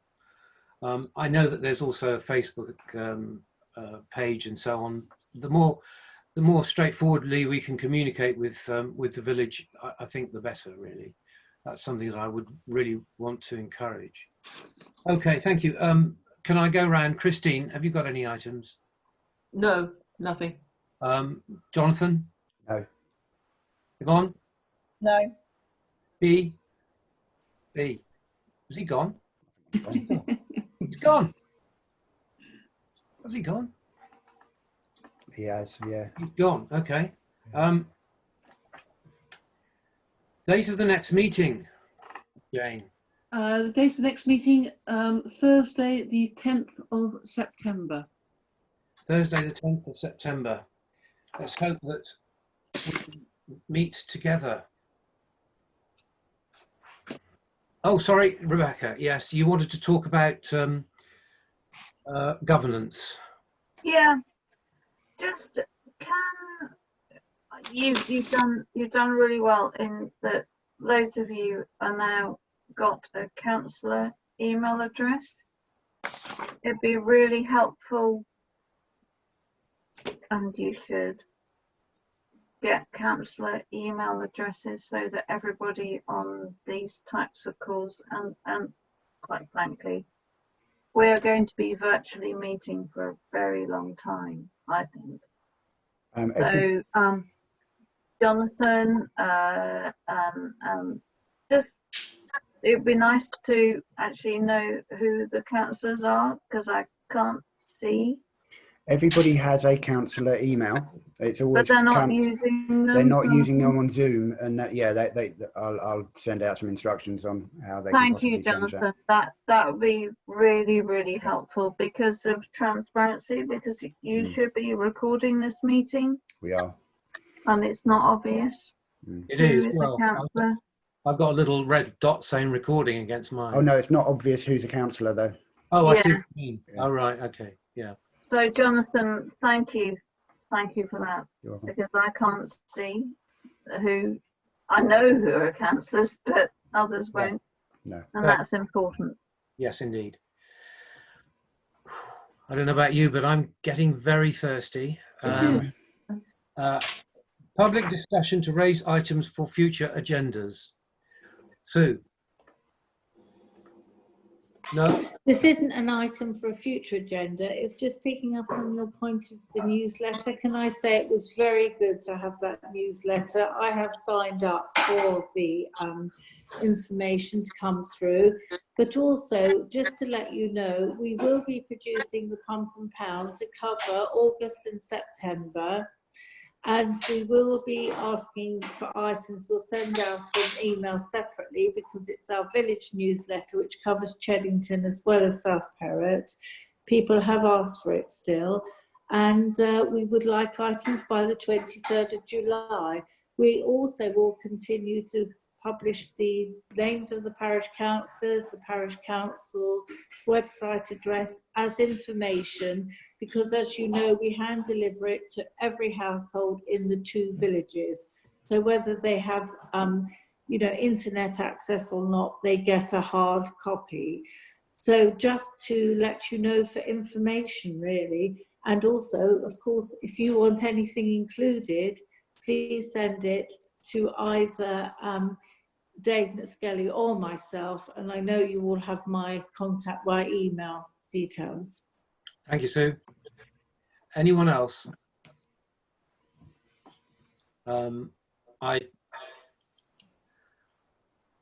Right, okay.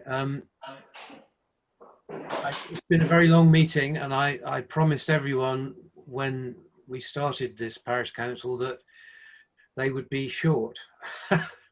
But I think there were issues that we had to discuss tonight. Obviously, we've missed a meeting anyway, and it's been a long time since we've all got together. I thank you very much for attending, especially those people who've been sitting there and just listening. It takes a lot of concentration, but thank you very much for attending. Thank you for your contributions, and have a good evening. Bye for now. Thank you. Thank you, David. Okay. Well done. I'll speak to you Brilliant. tomorrow, Jane. Yes? Right. Indeed, we will speak. We will speak. Okay, bye. How do you end it, please?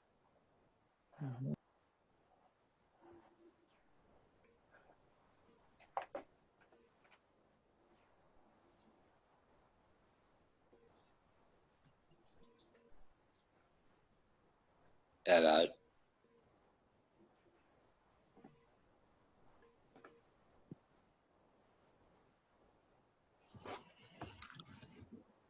Hello. Hello, Rebecca. Everyone's gone. Hello. I am still recording. I have to Oh. record until the meeting's over. If you so, just be aware of that. Oh, sorry. I'm just watching it. Good night. Night.